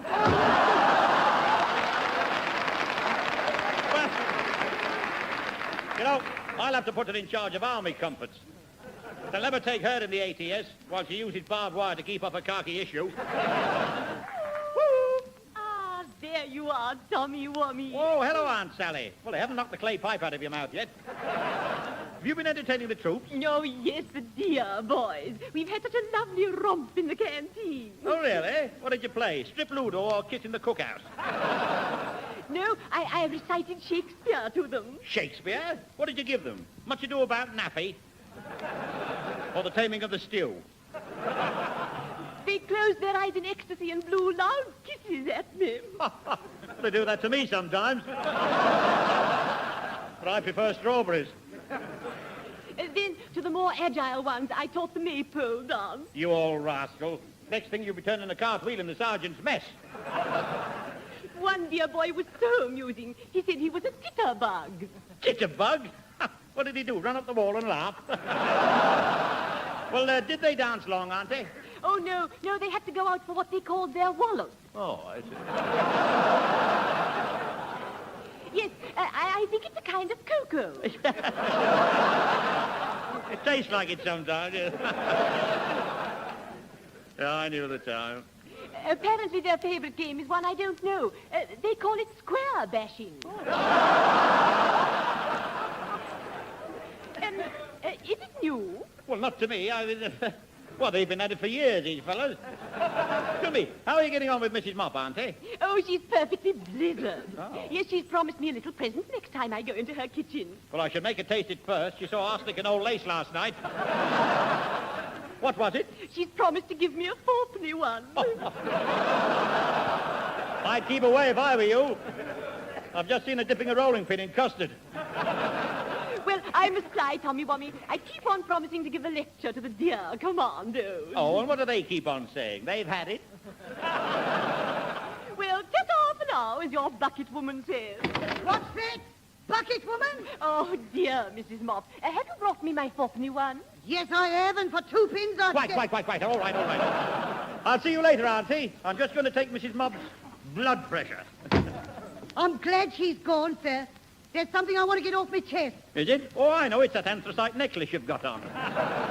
No, sir. It's something I've been longing to tell you, but I'll never get you on your own. Oh, go on, tell me. Oh, I don't like to, sir. Oh, go on. Sing it to me. Well, I will if you play for me. All right, only don't breathe down the back of my neck. I wish that I could hide inside this letter and seal me up and send me out to you. What a surprising store. They bring me to your door. I'd pop right out and kiss you like you'd never been kissed before. We'd be so happy we could cry together. And then we'd love the way we used to do. I wish that I could hide inside this letter and seal me up and send me out to you.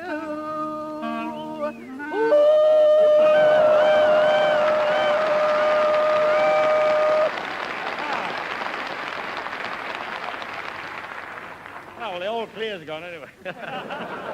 You've been listening to Postal Packing Mopper singing Lick Up Them Stamps. Well, now we must get on with the ABCA discussion. They're sending a speaker down from London. I hope his label hasn't come off. Boss? Yes? Boss, the guy's here from Abracadabra. From the Abracadabra? You mean the ABCA, Sam, the Army Bureau of Current Affairs. I like currents. I like affairs. No, Sam, it's a sort of discussion, you know. Are all the boys there? Sure, boss. Then I better go and face them. Oh, Sam, he started. What at all? No, I'm the fake lieutenant of the Pigman Bob. I've come down here. I'm Make up a can't hear ya. I said I'm here because You're here because you're here. No. No, your officers have been briefed. Cut, Dad! Yeah. Oh, I can't stand this. Gentlemen. Now, quiet, please. Now, the subject of this, how do you do, which will be led by our, what do you call it, Major. What's your name? Yes. That's it, no. My name. Oh, yes, that's easy. I'm Major... Major Trousers too long. No. Colonel... Oh, I'll forget my own rank in a minute. Get on with it. But what's the subject? Oh, that, yes. Well, I was going to speak about the bee... See? No, bees. That's it, yes. How to keep bees. Back them in the army! Yeah. The poor bees. Now, order, please. Now, as soon as Major Fakematitis addressed you on the... as soon as... what was the thing of me again? Oh, yes. Yeah, that's right, yes. Oh, what I was going to talk about, yes. Yes. Yes, so that's different. I got in my... how's the wife? Yesterday. You were going to talk about fleas. No. Bees, Oh, bees, yes. I'm going to make it Beer. What? You mean you brought, a thing that the bees live... Yes, you know, the high... Mighty high? Holy ho! No, this scheme is a very big... Ben? Yeah, that's right, it is. Yes. Oh, now where is this Big Ben? Oh, it's just on... 9 o'clock? That's right.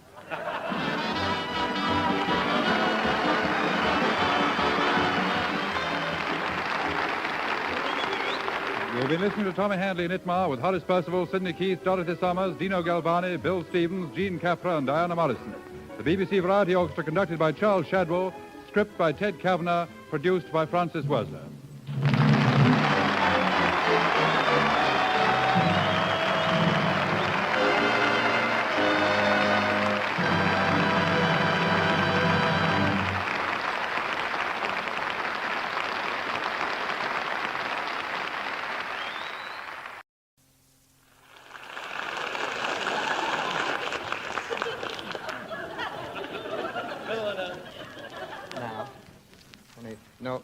Nobody knows what I've been through, Ron. I could open your eyes from top to bottom, I could, Ron.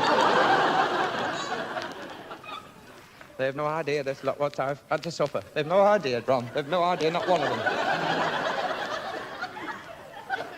Now, see, they've got that chest of drawers. That was a shock, you know. I've been a fool, Ron.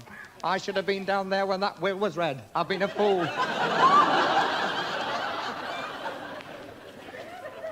Not telling me there was no money in that safe. He had the key to that safe, you know, Ron. That was long before I never got near.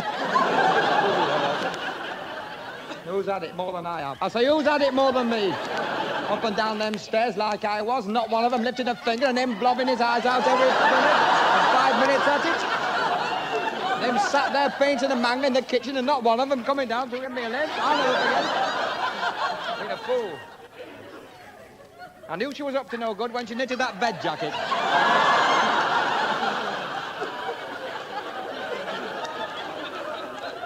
Her lying up there and her taking that coconut up when the doctor said nothing but gruel.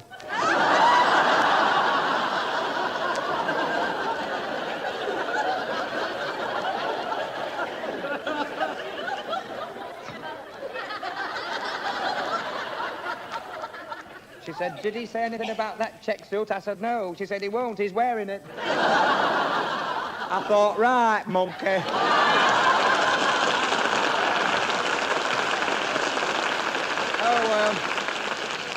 Oh, do forgive me. I always look forward to that. Mind you, there are some things we all enjoy, and what more pleasant pastime than gardening? A beautiful garden and a well-kept lawn is everybody's pride and joy. What nicer than to sit at home in that armchair and marvel at Mother Nature? But as you settle back and reach for the weekend paper, what do you get? Are you going to cut that grass, or are you waiting till it comes in the hall?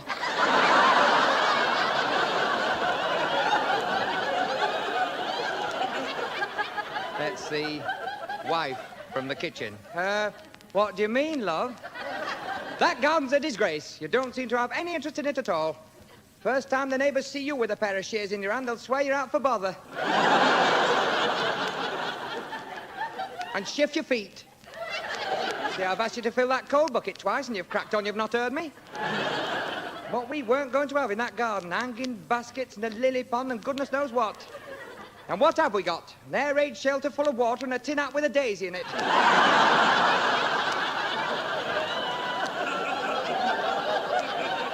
Now, what time have I? Finds time next door. He's made some beautiful shape out of his privets. Lovebirds and all sorts. And I wouldn't care, but he always does our edge up to the gate. The only time I got you to do is you went and cut the tail off his peacock.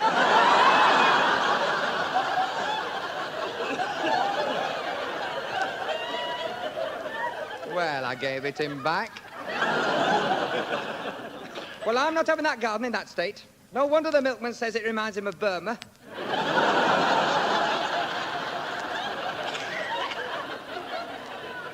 If he starts leaving the milk at the gate, you fetch it. Now, that's enough. Could have that garden right in 5 minutes if you'd shape. Have you finished? Anything for the easiest way. Have you done? Well, why don't you get out there and make a start? Yes, all right, love.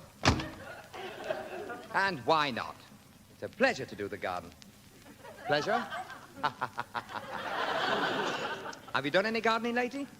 It's bad enough if you're left on your own to do it, but you can bet as you roll up your sleeves and pick up that spade, there's some Johnny know-all watching you, waiting to put you right. You've met him. How do you do? How do you do? When you've done chucking nuts all over your shoulder, you've just buried your coat.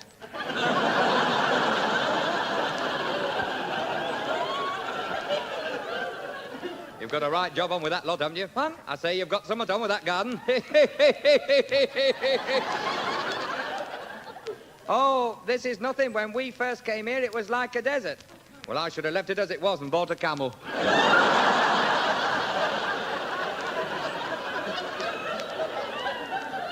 That black currant bush looks a bit shot at. Oh, I've only just put that in. Rip it out. Fun? Riddled with buckweevil. Same with these bushes here. You do no good with them. I'll say you'll do no good with them. I'd see 'em off right away. Oh, I couldn't do that. I got 14 pounds from that peach and I only watered it. Aye. I got 2 black eyes from a blonde and I never touched her.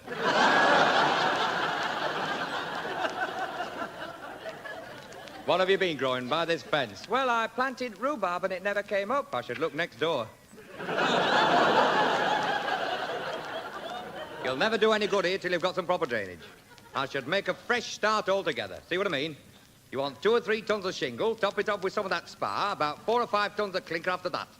Then you can come with your soil. See what I mean? 30 or 40 lorry loads will do it. Level it off with as much fertilizer as you can get hold of. Then you can start talking. Well, what's the move after that? Well, it depends on where you want to live.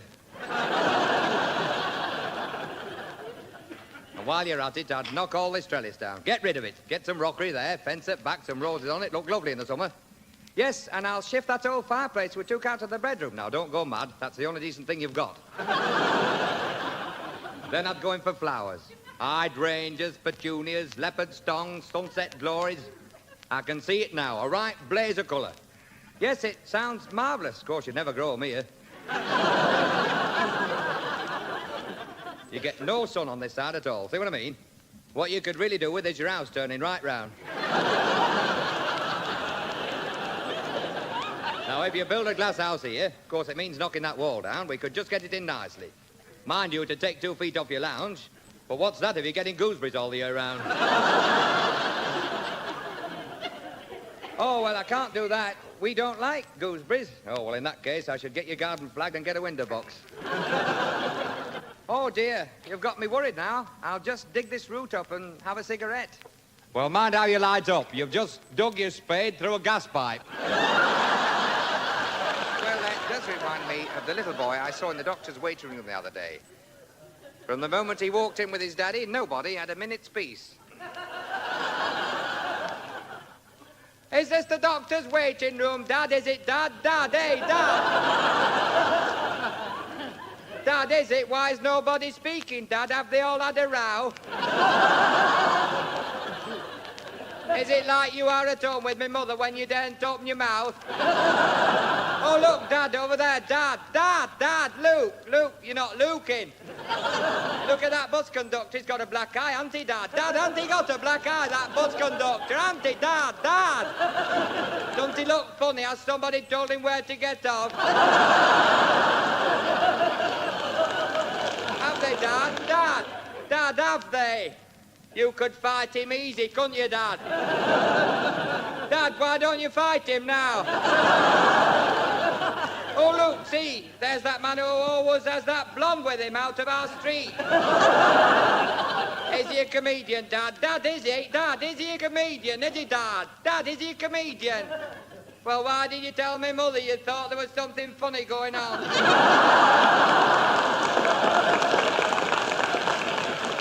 Where's the doctor, Dad? Dad, where is he? Is he through that door? Is he going to make you take your clothes off, Dad? Is he, Dad? You'll be in a bit of a mess if he does, won't you, Dad? You've got no lap on your shirt, have you? Oh, Dad, don't tell your big lies. You know very well my mother cut it off to patch it up at the front. Oh, look, there's Billy Kennedy goes to our school. Billy, I know you don't. Don't I know you? What do you keep telling me to shut up for, Dad? Dad, I know him. He wants me to go and sit over there. He's got a pea shooter. Hello, Billy. Miss me. What's up, Dad? Did he dirt? You should have ducked like I did, shouldn't you, Dad? What's the matter with that man over there, Dad? Gout, what's gout, Dad? Dad, what's gout, Dad? Dad, what is gout? Can anybody have it? Well, it looks as though they can have it for him, doesn't it, Dad? He must be very clever, this doctor, Dad. Look at all these certificates he's got on this wall. He's got qualified medicine, qualified for surgery, qualified for orpidology or something. Very clever, but I don't think he'll do for you, Dad. You don't want any of that stuff, do you, Dad? My Dad, shall I tell these people what you want? Dad, shall I tell them? Dad! My dad only wants a day off work.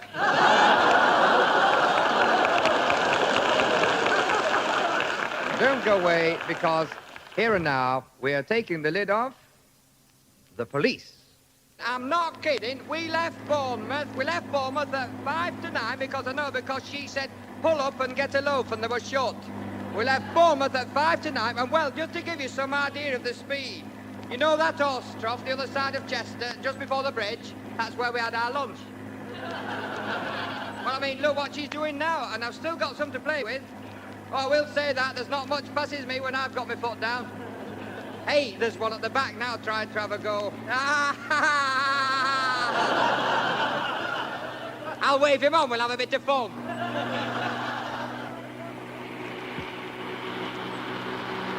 Coming from the side. Police, coming from the side. The police! Hey, the police! Why didn't you tell me instead of just sitting there bragging?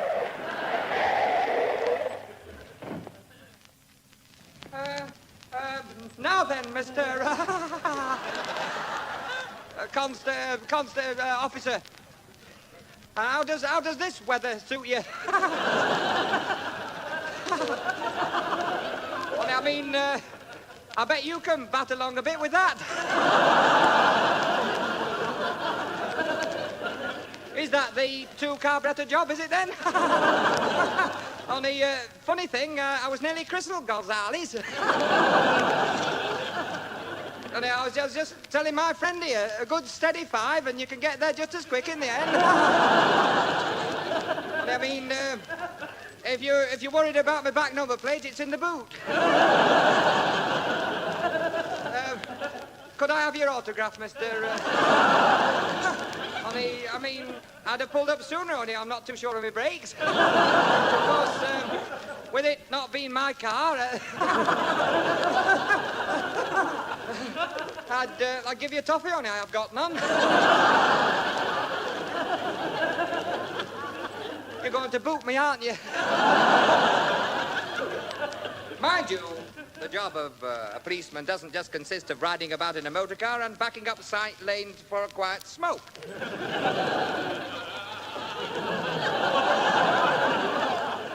What about the fellow who's got to pound the beat at night time in all weathers, just so that we can all sleep in security and peace? Take this typical scene in the middle of the night.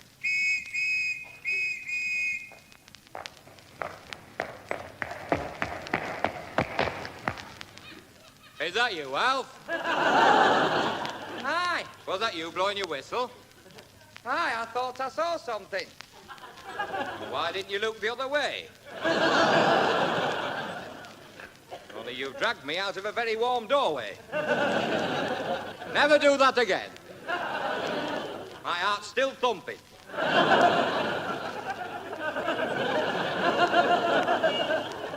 You gave me a right shot there. I've spilt half a flask of tea all down the floor.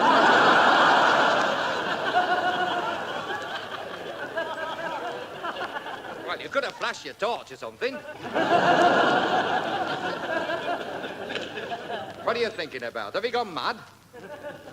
No, I had a bit of trouble with the car without lights. When he pulled his driving licence out, he accidentally dropped a 10-bob note on the floor.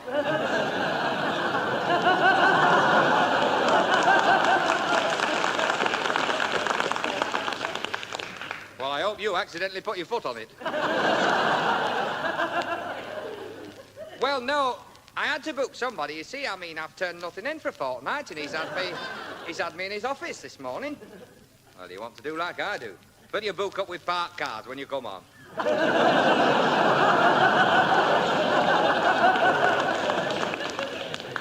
That'll keep you going. Then you only need to find a shop door open, bring somebody up to come and lock it, and you can knock off in a blaze of glory.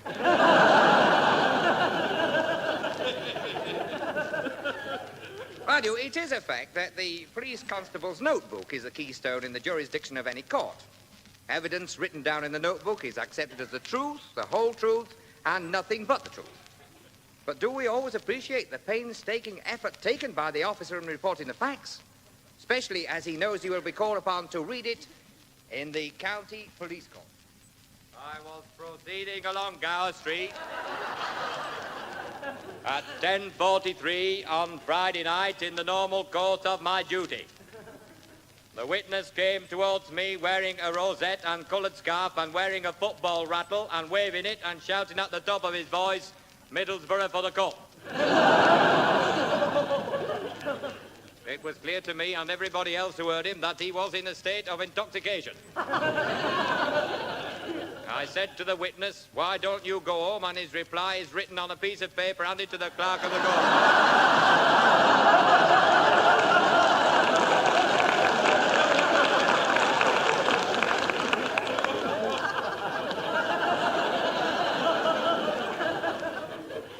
I proceeded to caution the witness, whereupon the witness proceeded to caution me. I asked him if he was aware that I was an officer of the law, and his reply is written on a piece of paper.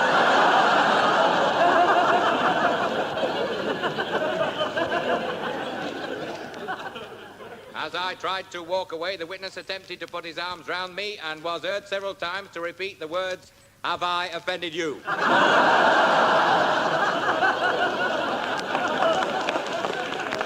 He then asked me my opinion of Middlesbrough's chances for the cup, and my reply is written down on a piece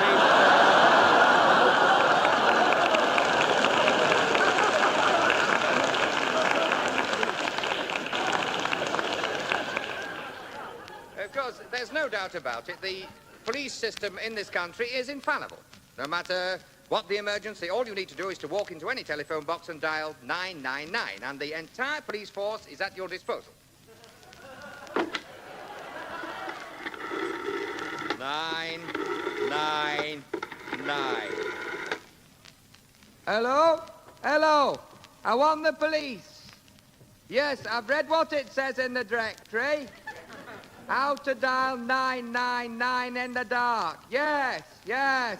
I know all that. But how do you turn the light off?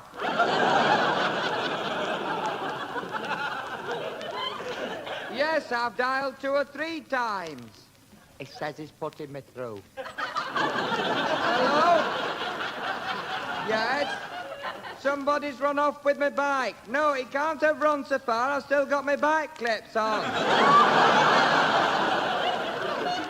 I wouldn't care, I've only just got it. No, I haven't got it now. I mean, I just got it before I lost it. I got it. No, I've lost it now, but before I'd only just got it. No, before I'd only just got it. Start at the beginning. Do you mean when I got it? Or when I lost it? Just a minute. He wants to know where I am now. Shall I tell him I'm living with your mother? No. We don't want him coming round here. You know what she is. Just a minute. Oh, yes, we've got one policeman chasing him now. He was passing on his bike. Yes, he leaned it against our gate. No, not where I am now, where I will be when I'm there next week. Yes. Well, that's what I'm ringing you for. Will you tell him when he finds mine, keep looking, somebody's just pinched his.